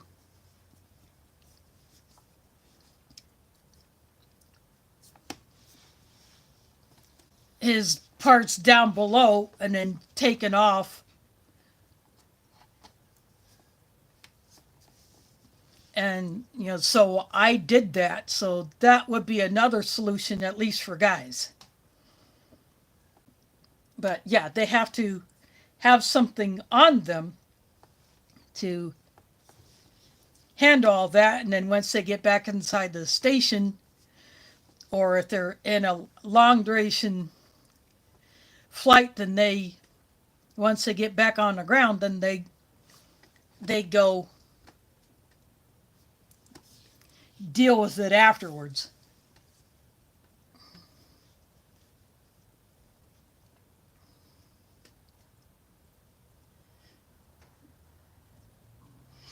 Well, in the space station, they do have a means for collecting the waste that is not messy. I'm pretty sure it's uncomfortable, but when you have no gravity in space, you got to do what you got to do.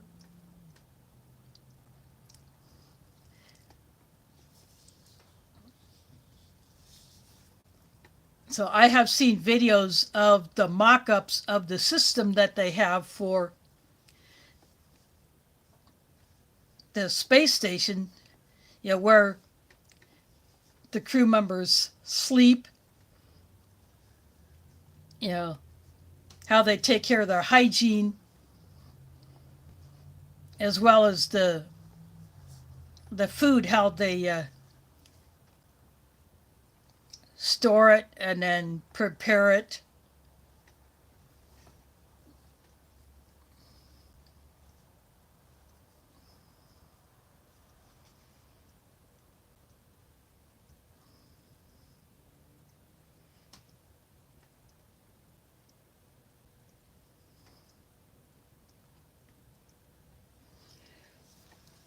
Yeah, Air Force One, and then Air Force Two is the vice president's plane.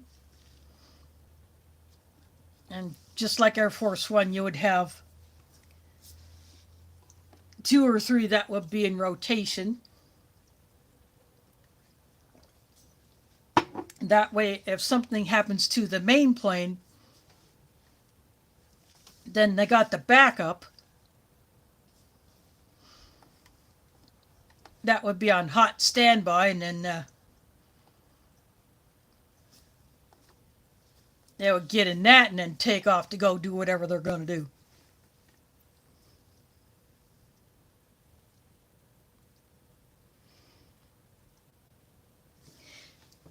Yeah, this is the ice.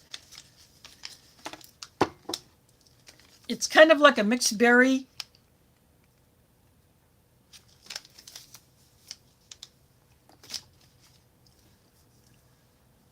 It reminds me of a blue Gatorade that is close to this color. It's been a while since I've actually had a bottle of it, but that's what it reminds me of. You can't really discern any one flavor out of it. It's just a blend.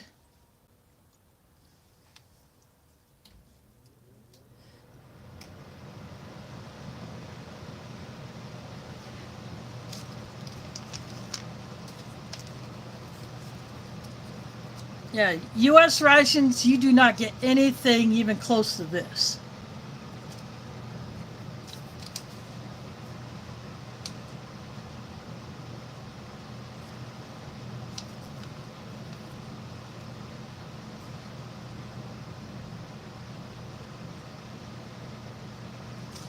So this stuff was made in Ontario, in Mississauga.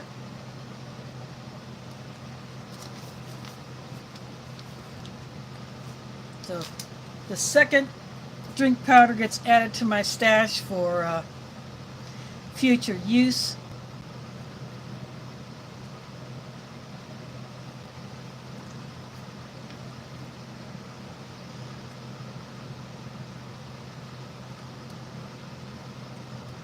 And I do like how this one mixes up pretty well. And never did have to mix it up a second time.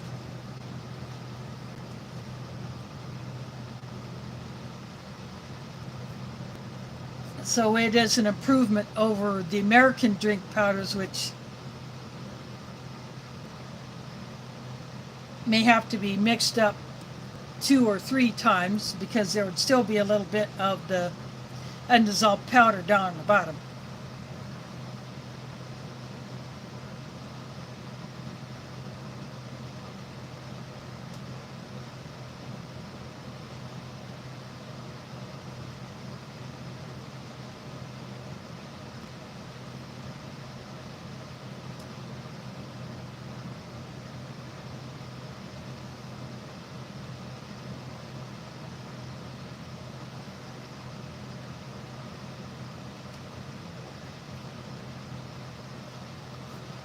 Yeah, I have never been to DC.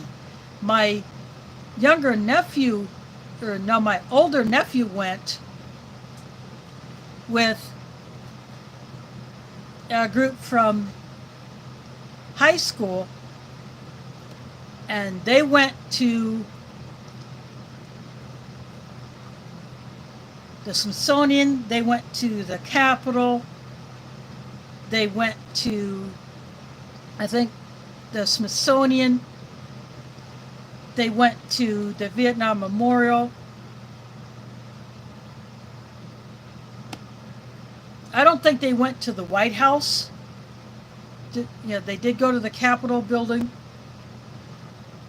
I'm not sure what else they hit while they were there. They didn't have a whole lot of time there, just, I think, 4 days. And my nephew likes military history, so he was definitely excited about that. And one of his papers that he wrote for one of his classes was on military history.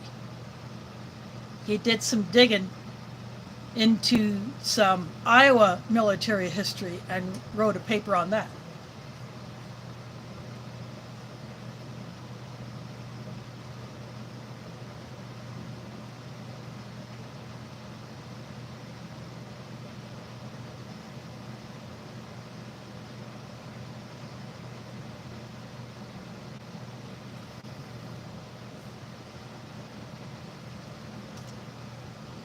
I've only been as far east as Columbus, Ohio.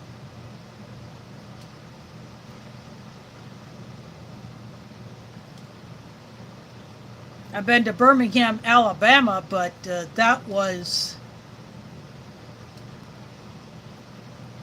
too far south. So we went through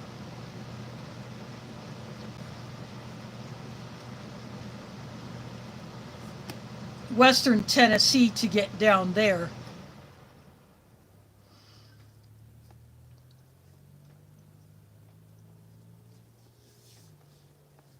But I've never been past either of those two states, Ohio or Alabama. I was in Ohio for a trip with a group from my school back in '83. And then I think a year earlier than that was when I went to Alabama. We visited an aunt who lived down there. It was a week of Thanksgiving, so we had Thanksgiving down there with her.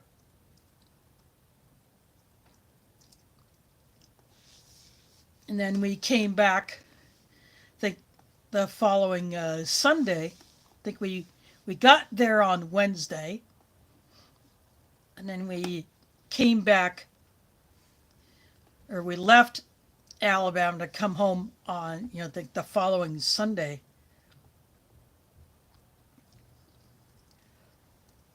But again, that was when I was a teen, so it's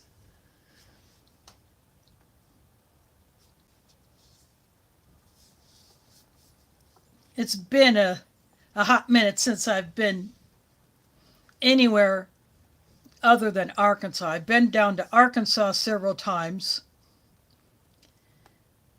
since I moved back to Des Moines, or back to Iowa. I came to Des Moines. My parents were living down there. They retired and moved down to Hot Springs Village. And I had gone down there a few times.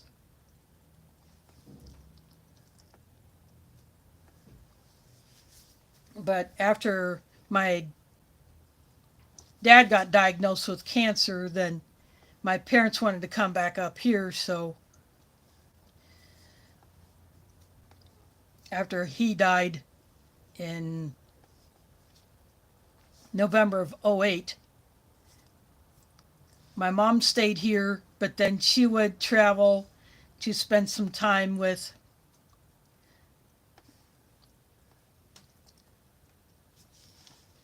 either a relative or a friend for a while. I've been to Oklahoma because we have family friends down there. And we still have some relatives in Council Bluffs, Iowa, and in eastern Nebraska. Don't get to go there much, but I connect with them on Facebook.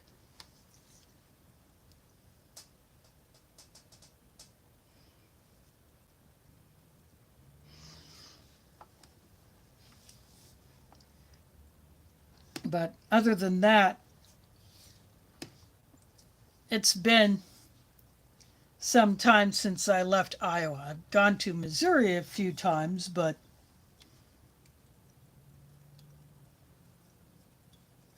that was in the, I think, late '90s.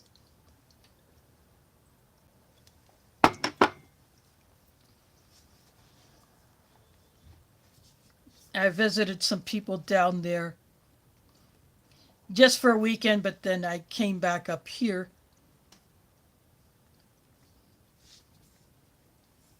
But other than that, I've just been sticking around Iowa, just go different places around here, and that's pretty much it.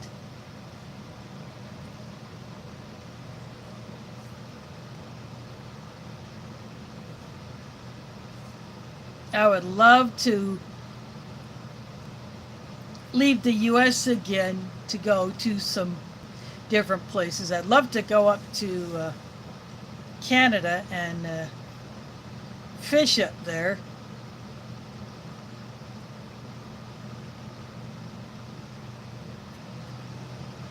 I'd love to go to Poland, the land of my ancestors. I would love to go to Spain. And of course, I would love to go do the Hajj pilgrimage in Saudi Arabia, but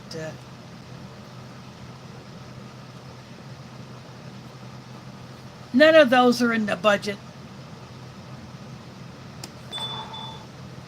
Plus, I don't have the real ID, and my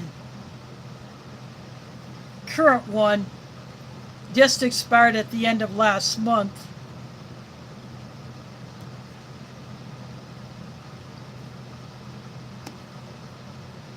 I just haven't had a chance to renew it yet.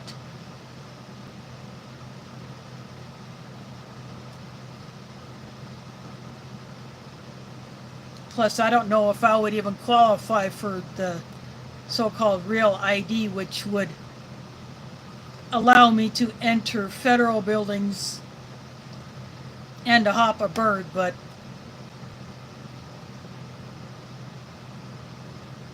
if I don't qualify for that, then I'll just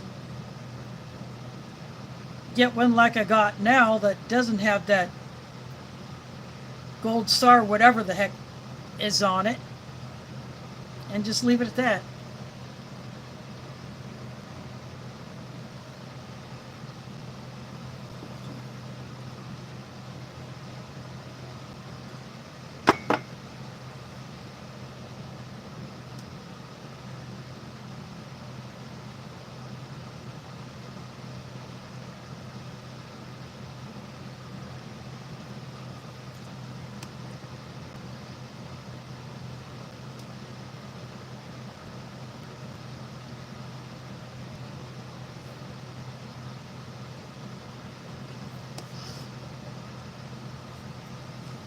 But that will wait for another day.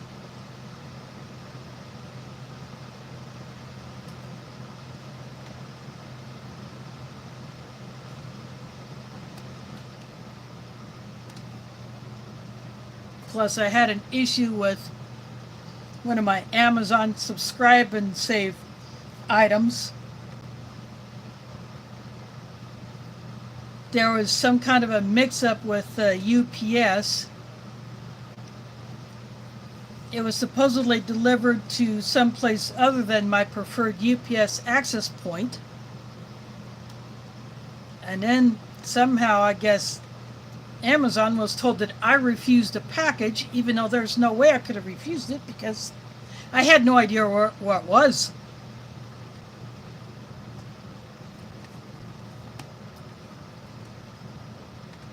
So it ended up being returned to Amazon, and so I talked to someone at Amazon. They told me that it was at the US access or UPS access point that I had selected, but I went over there and it was not there, that they had no idea about it. So I then had to contact Amazon again. Say, nope, they don't have it. Oh, well, according to this, you refused it.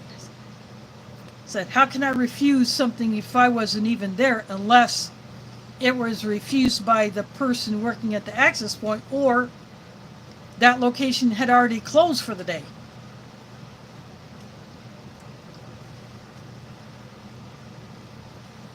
So that would be the only reason why it would get refused is if someone else had refused it, or the location had already closed for the day by the time UPS tried to make a delivery.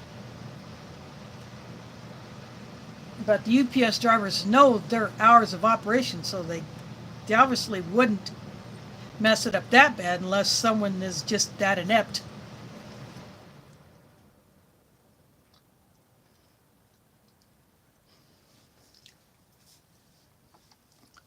So anyway, then the replacement was ordered and then abruptly canceled.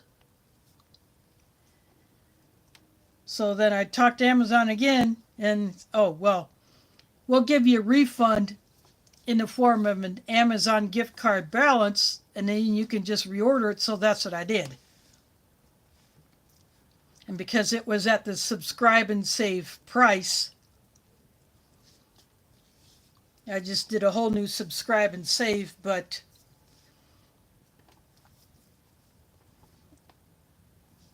I hope this time it doesn't get messed up, because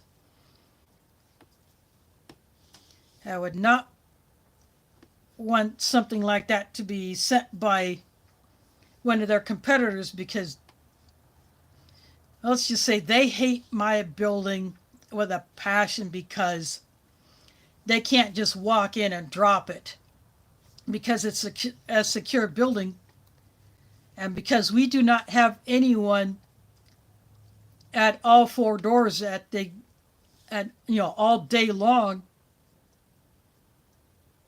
like they think we should have. Yeah, UPS's competitor thinks that we have to be, if we live in an apartment building that's a secured entry with no door attendant and no office or someplace to leave a package at, they expect us to be at all entrances of the building at the same time all day.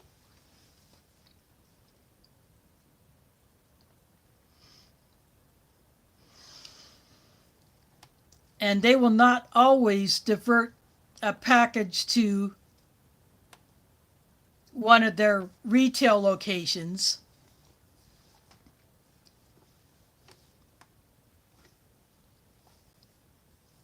Even if you try to set it up ahead of time, they will not always do that. Unlike UPS, I have everything going to the access point, but this time somebody there messed up. But Amazon got it straightened out, so hopefully this time they will not say that they better not say that I refused it when it's not possible for me to refuse it if it's going to an access point where someone else handles the customer packages.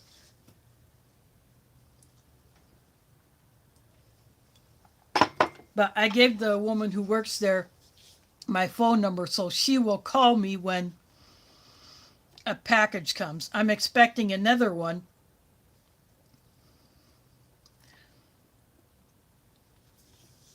early next week, so maybe I can just get them both at the same time.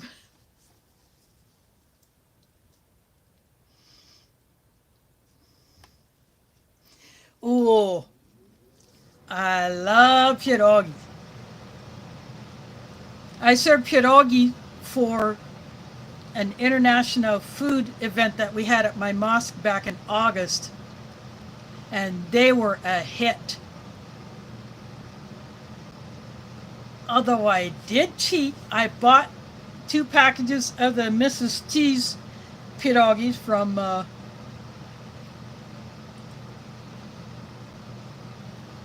a local store. Then I cooked them there, but then I cut them in half so that more people would have a chance to at least have a bite of one. And then I made salat miseria, which is a Polish cucumber salad.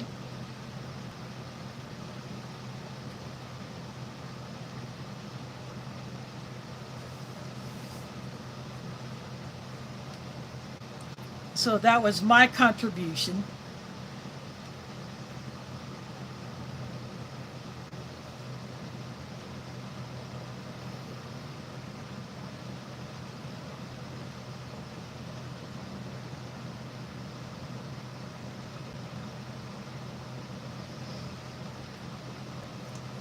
Even if you don't fly, you still want to have at least some kind of an ID. That way you can prove your eligibility for certain things, or, you know, say if you get you're eligible for some kind of a government program such as SSDI, SSI, or food assistance, or energy assistance, or something like that. Or you go to a pharmacy and you want to buy certain medicines, they want you to have an ID so that you either can prove that you're old enough or that you're not trying to buy too much of a certain thing at one time. And, just, it's a hot mess the way some of that works, but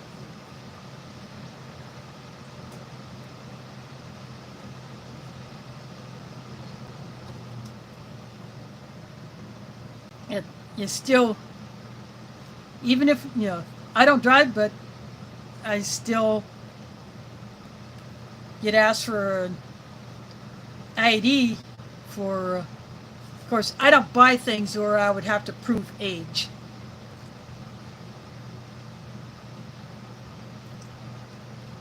Although I will tease a cashier saying, do I need to show my ID for this Pepsi?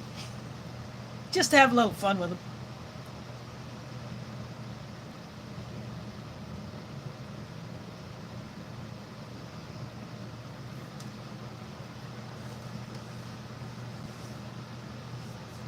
Well, I have had people tell me that because I'm Muslim, I'm not a citizen, or I shouldn't be allowed to be a citizen, even if I was born here, but that's their problem.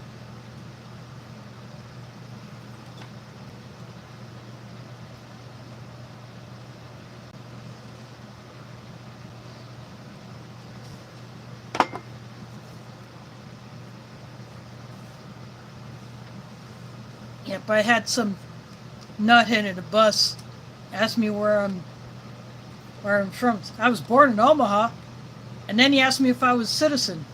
And he said, "Well, if you shouldn't be a citizen, if you're a Muslim or something to that effect."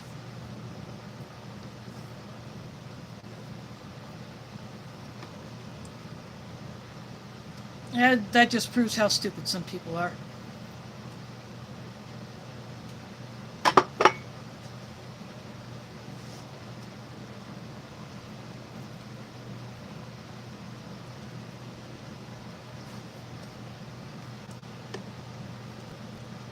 That's not the worst thing that anyone has said to me. Those kind of comments I will not repeat.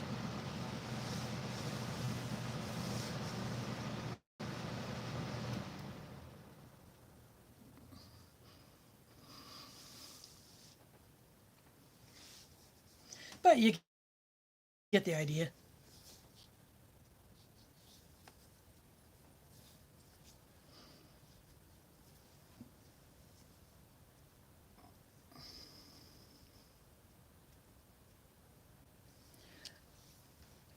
Well,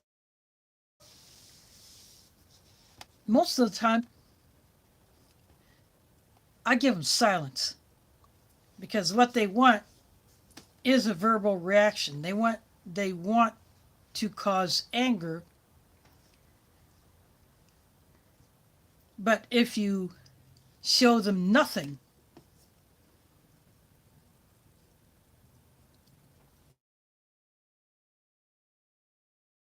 if you do not respond in the way that they want, you are the winner because you are not giving them the attention that they want.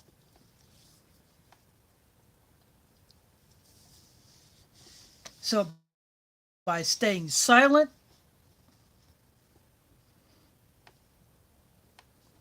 it's all on them, nothing on me.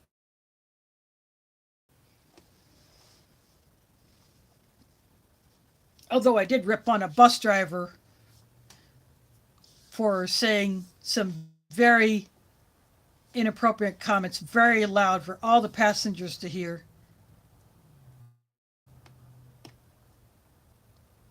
Although I was respectful, I was calm, but I was firm, saying, "You do not say that kind of thing.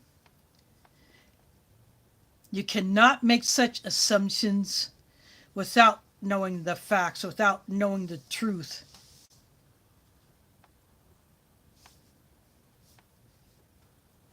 But usually,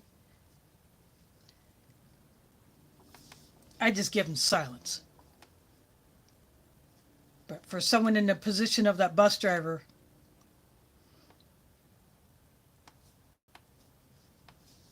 and with that bus having eyes and ears, I took full advantage of that.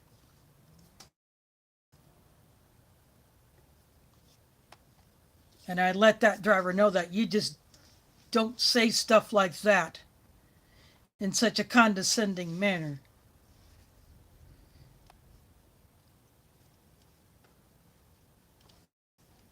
That's not good customer service, and with a bus full of passengers, that makes it even worse.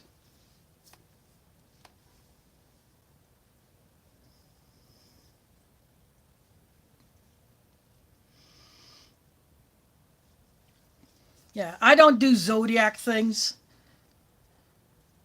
so that means nothing to me. I don't believe in that stuff.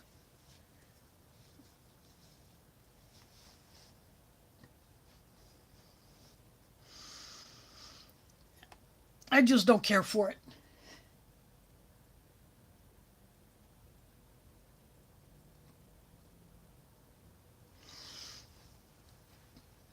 Yeah, yeah, it is disgusting, but if you don't give them what they want,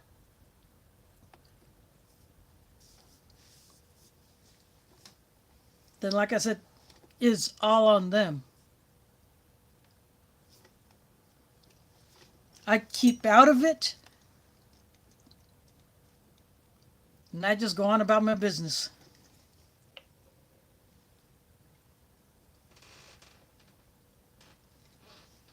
Yep, coffee's gone.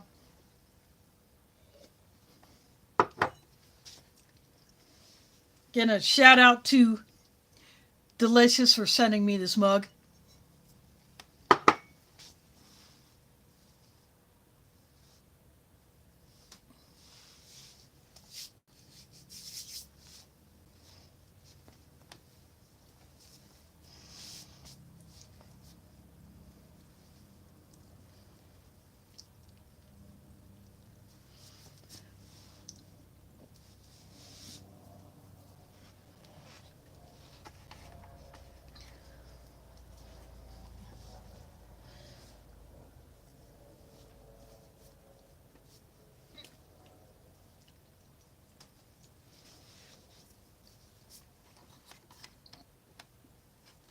Well, I've finished off everything I'd planned on. Although I will not waste that liquid that was in that the apples are in.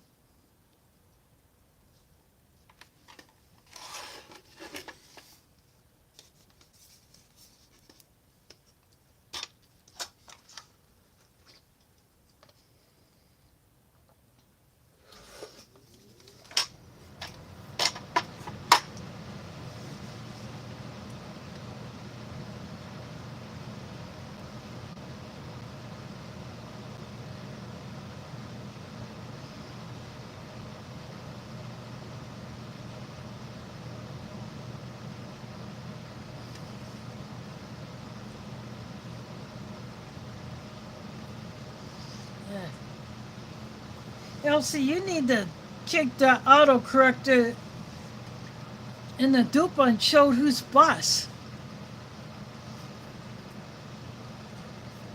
That's why every chance I get, if I can turn the autocorrect off, I do.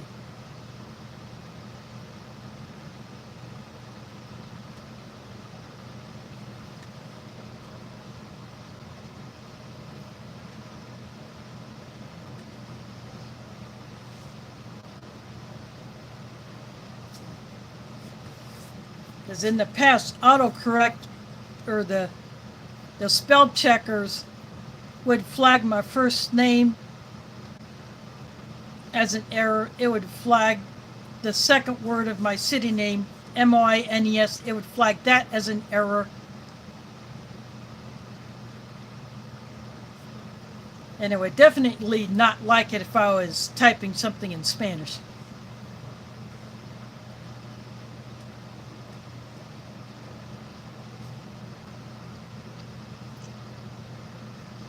But like I said, if I can turn autocorrect off, every place that I can, I do it.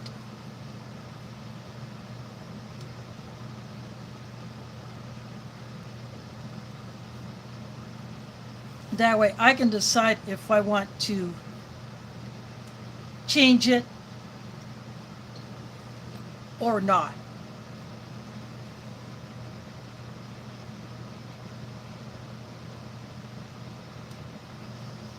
Yeah, that's the word suggestions. I see that on Facebook. Unfortunately, I have not figured out how to turn that off because sometimes I'll be in the middle of typing something and it will suggest something that a word that is already there it would be repeated if I put it in again. So I ignore that. Unfortunately, I cannot turn that word suggestion thingy off. I wish I could.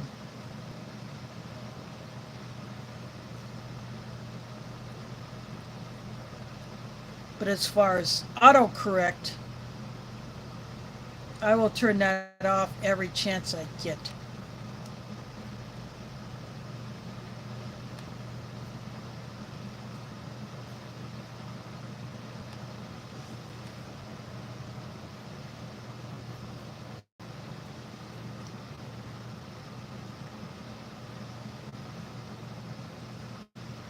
Because I've downloaded different keyboard layouts for different languages onto my phone and my tablet. If I switch to Spanish, if I did make an error with the Spanish word, then it would pop up as an error, but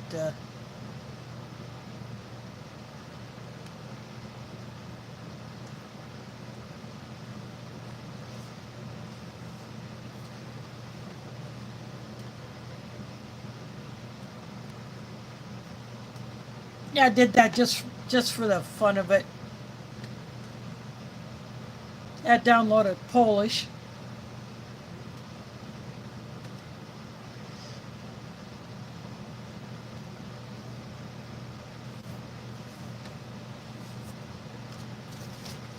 Plus a few others just for the heck of it.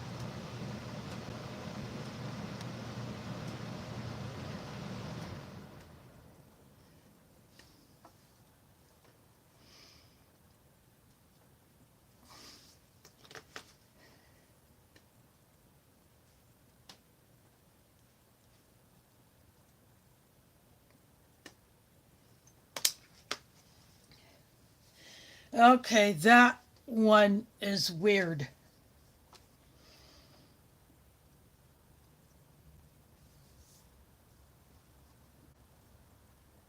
That one was completely messed up.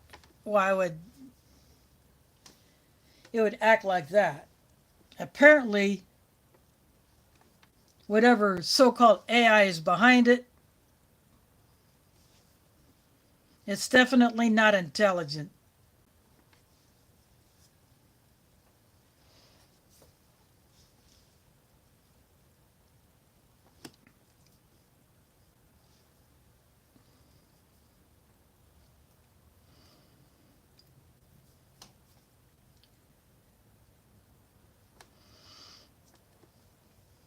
Yeah, I'm typing something on Facebook and before I even finish like the second or third word, it'll say fix grammar. I said, nope.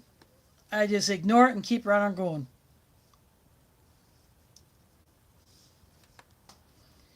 I could type one word and it'll offer to fix grammar.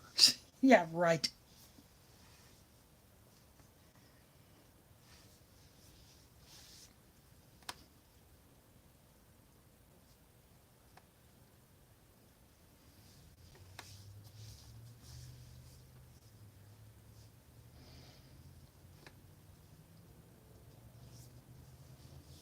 That's why I will avoid as much of it as possible.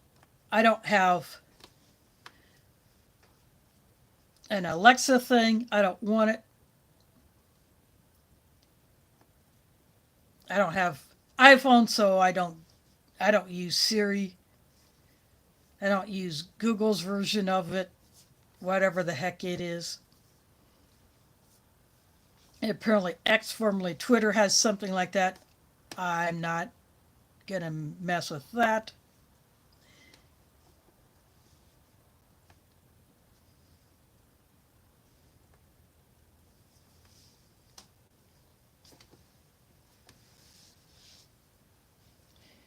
I'd rather keep it human.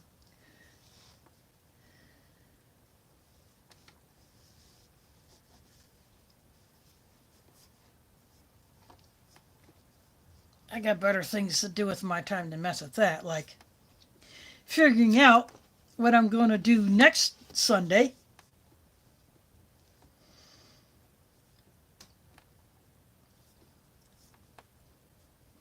I may go ahead and get into one of the Hello XMREs that I have. Since I ate chicken this week, one of the Hello XMRE menus that I have has beef in it, so I may go for that one. While I wait for the My Own Meals to get here. I still don't see tracking info yet on them, so I don't know how those are being shipped, if the sender even put a tracking number in or just packed them in a box and went to the post office, paid for the postage, and didn't bother to put in a tracking number into eBay. So I guess they'll get here when they get here. Of course, shipping would have been delayed anyway because Canada Post workers were on strike. But they've been back on the job, I think, a couple of weeks or something. I don't know.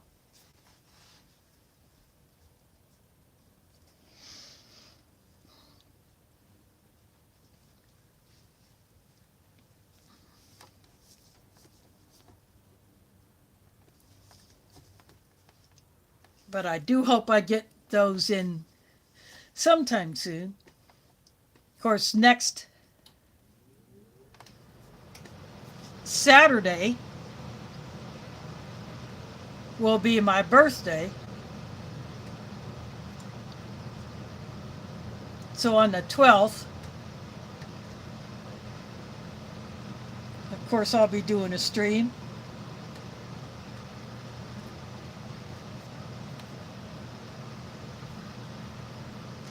A day late birthday stream, I suppose.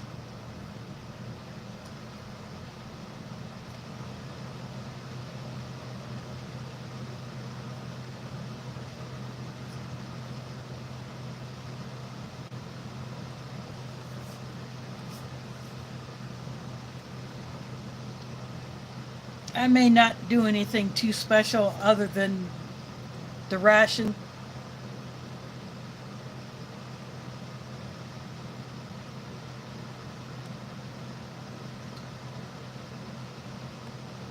Of course, for a few days, I turned 59 on the 11th, and then my sister next to me in age is 59, but she won't turn 60 until the 24th.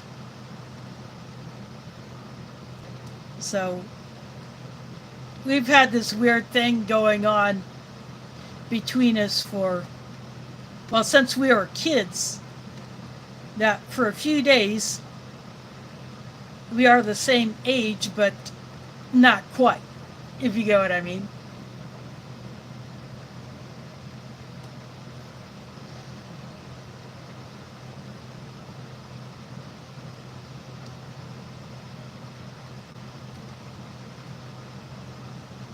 But this is a sister who had a repeat of her ankle surgery last month, and it turned out better than originally anticipated, because what the surgeon thought was something worse was just extra scar tissue that had developed, and he ended up not having to redo the bone graft, so nothing had to be taken from elsewhere in her body. The original graft had taken, but it was covered over by some excess scar tissue that had developed, that it made him unsure about the success, but he still had to fix a couple other things. So he just did not have to do as much as originally anticipated. So that means her recovery is going to be faster than earlier anticipated. She's had been walking on it, just not a whole lot. She's wearing one of those boots instead of a cast.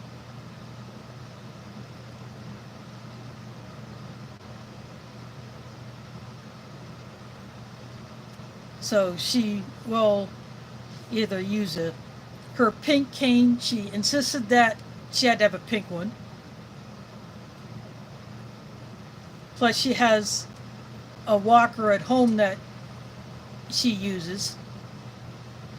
But she had to settle for a red one because pink was not available in that particular style that she got.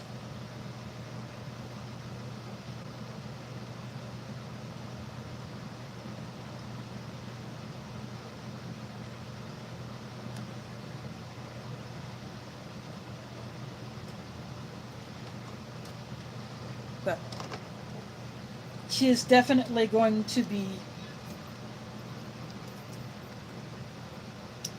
going back to physical therapy as soon as the doctor says she can do that.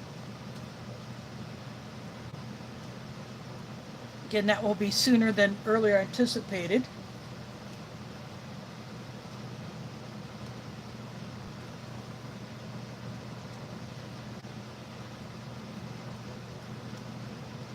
And then sometime after that, the doctor will probably tell her that she can go ahead and go back to driving.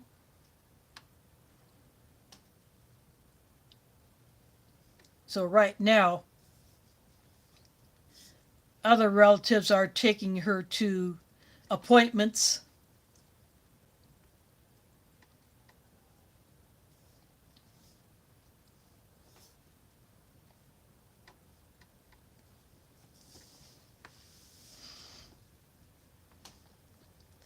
She would really love to go back to work, but because this was such a problem, she officially resigned from her previous job because the short-term disability had run out.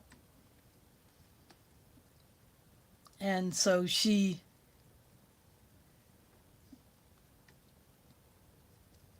may be going to long-term disability, or what's called Social Security disability, which would be like what I get a month.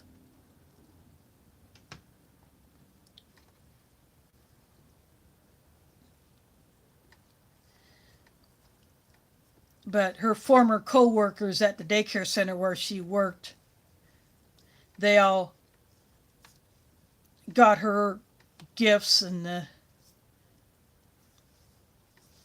and she went in to fill out the paper saying that she is officially resigning and will not be seeking her job back because she needs more recovery time. They did a little something for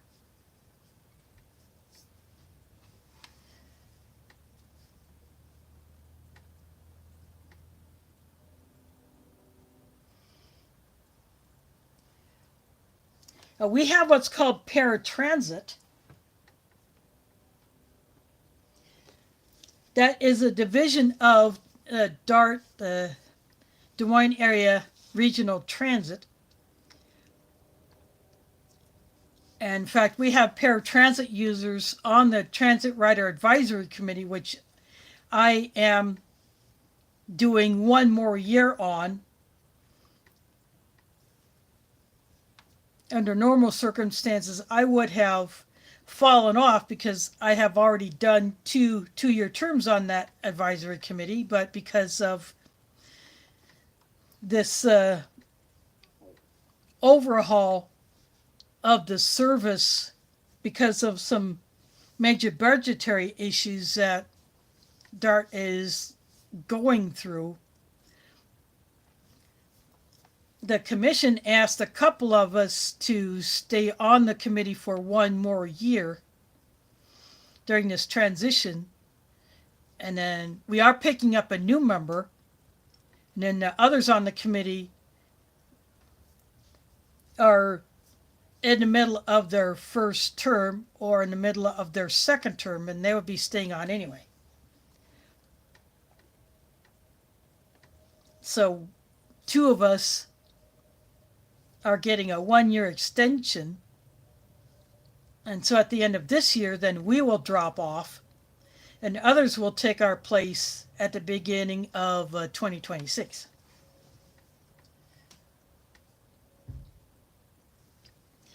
So what the paratransit does is they do a door-to-door service, but you have to reserve your ride a minimum of a day or two in advance, depending on what type of trip you're doing. Although during this week of the super cold weather, you can, if you need to go to what is known as a warming center, in the summer it would be a cooling center if you don't have access to air conditioning or even fans where you live, or it's on the fritz, for whatever reason. You can request a free ride to one of these designated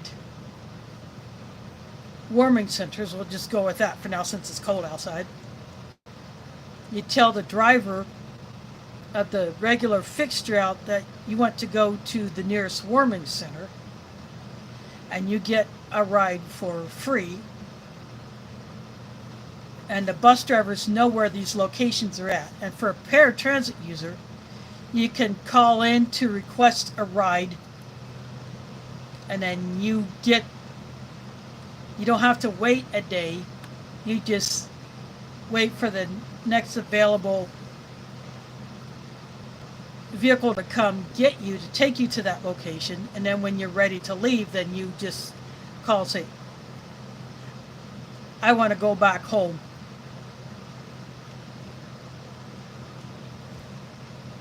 So that's pretty much how it works. I've tried to get my mom to sign up for paratransit since she does not walk very well. She lives at the very back of the apartment complex property, and it's at the very bottom of a hill. She would have to stop 10 times just to go up to the hill to the bus stop.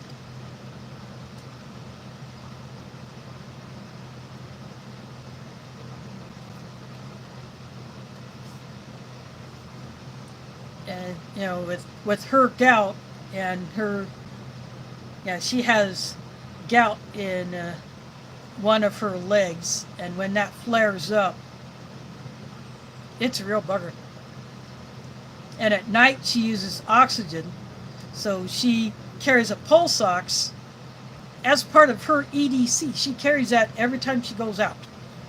She always has it with her. So if she feels the need to, she can check it.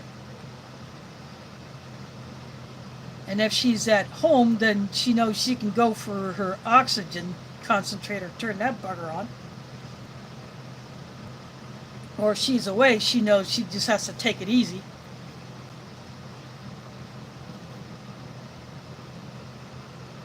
But I have tried to get her to apply for paratransit. That way, it would take some of the burden off of my relatives who are currently driving her to her appointments, either taking her shopping or doing her shopping runs for her if she's not doing the delivery service that Walmart or Hy-Vee would do.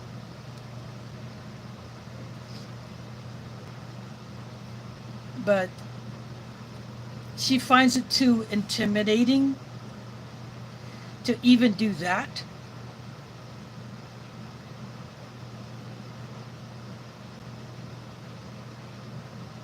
It took me a few tries to get her to sign up for a monthly food box from Polk County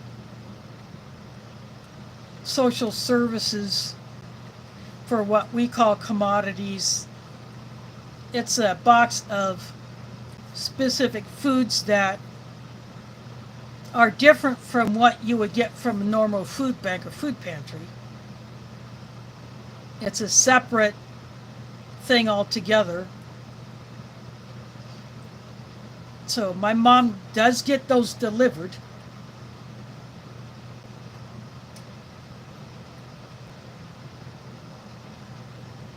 Then one of my sisters goes to a food bank and picks up another box of stuff for my mom. Since my mom does not drive. She hasn't driven in probably 30 years. Maybe more.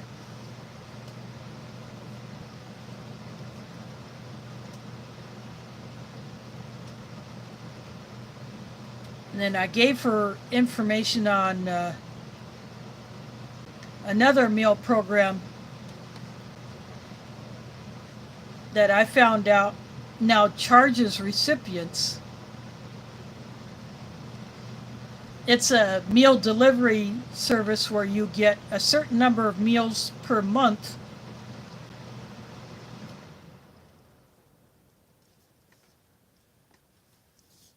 Down here we call it Meals on Wheels, but it may be known by other names in other locations. But I got the information on that, and I gave it to her to decide if she wants to do that, but they would deliver.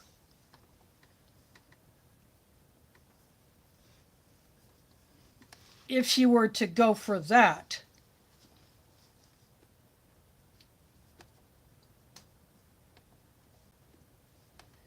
but I give her the information.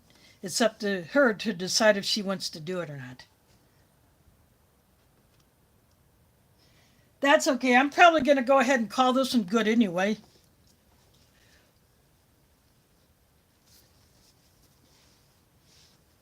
I want to go ahead and get stuff cleaned up.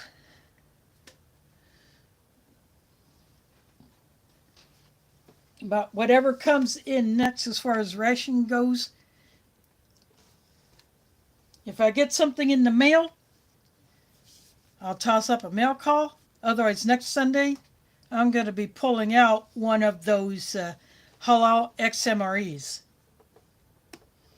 And I'm definitely looking forward to trying those since I haven't had an XMRE in quite a few years.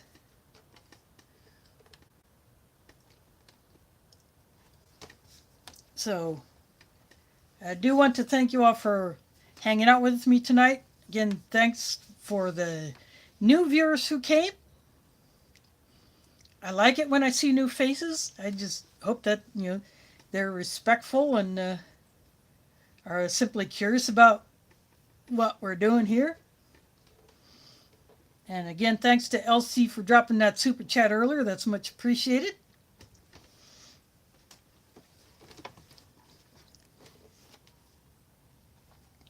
So I hope to see y'all next week.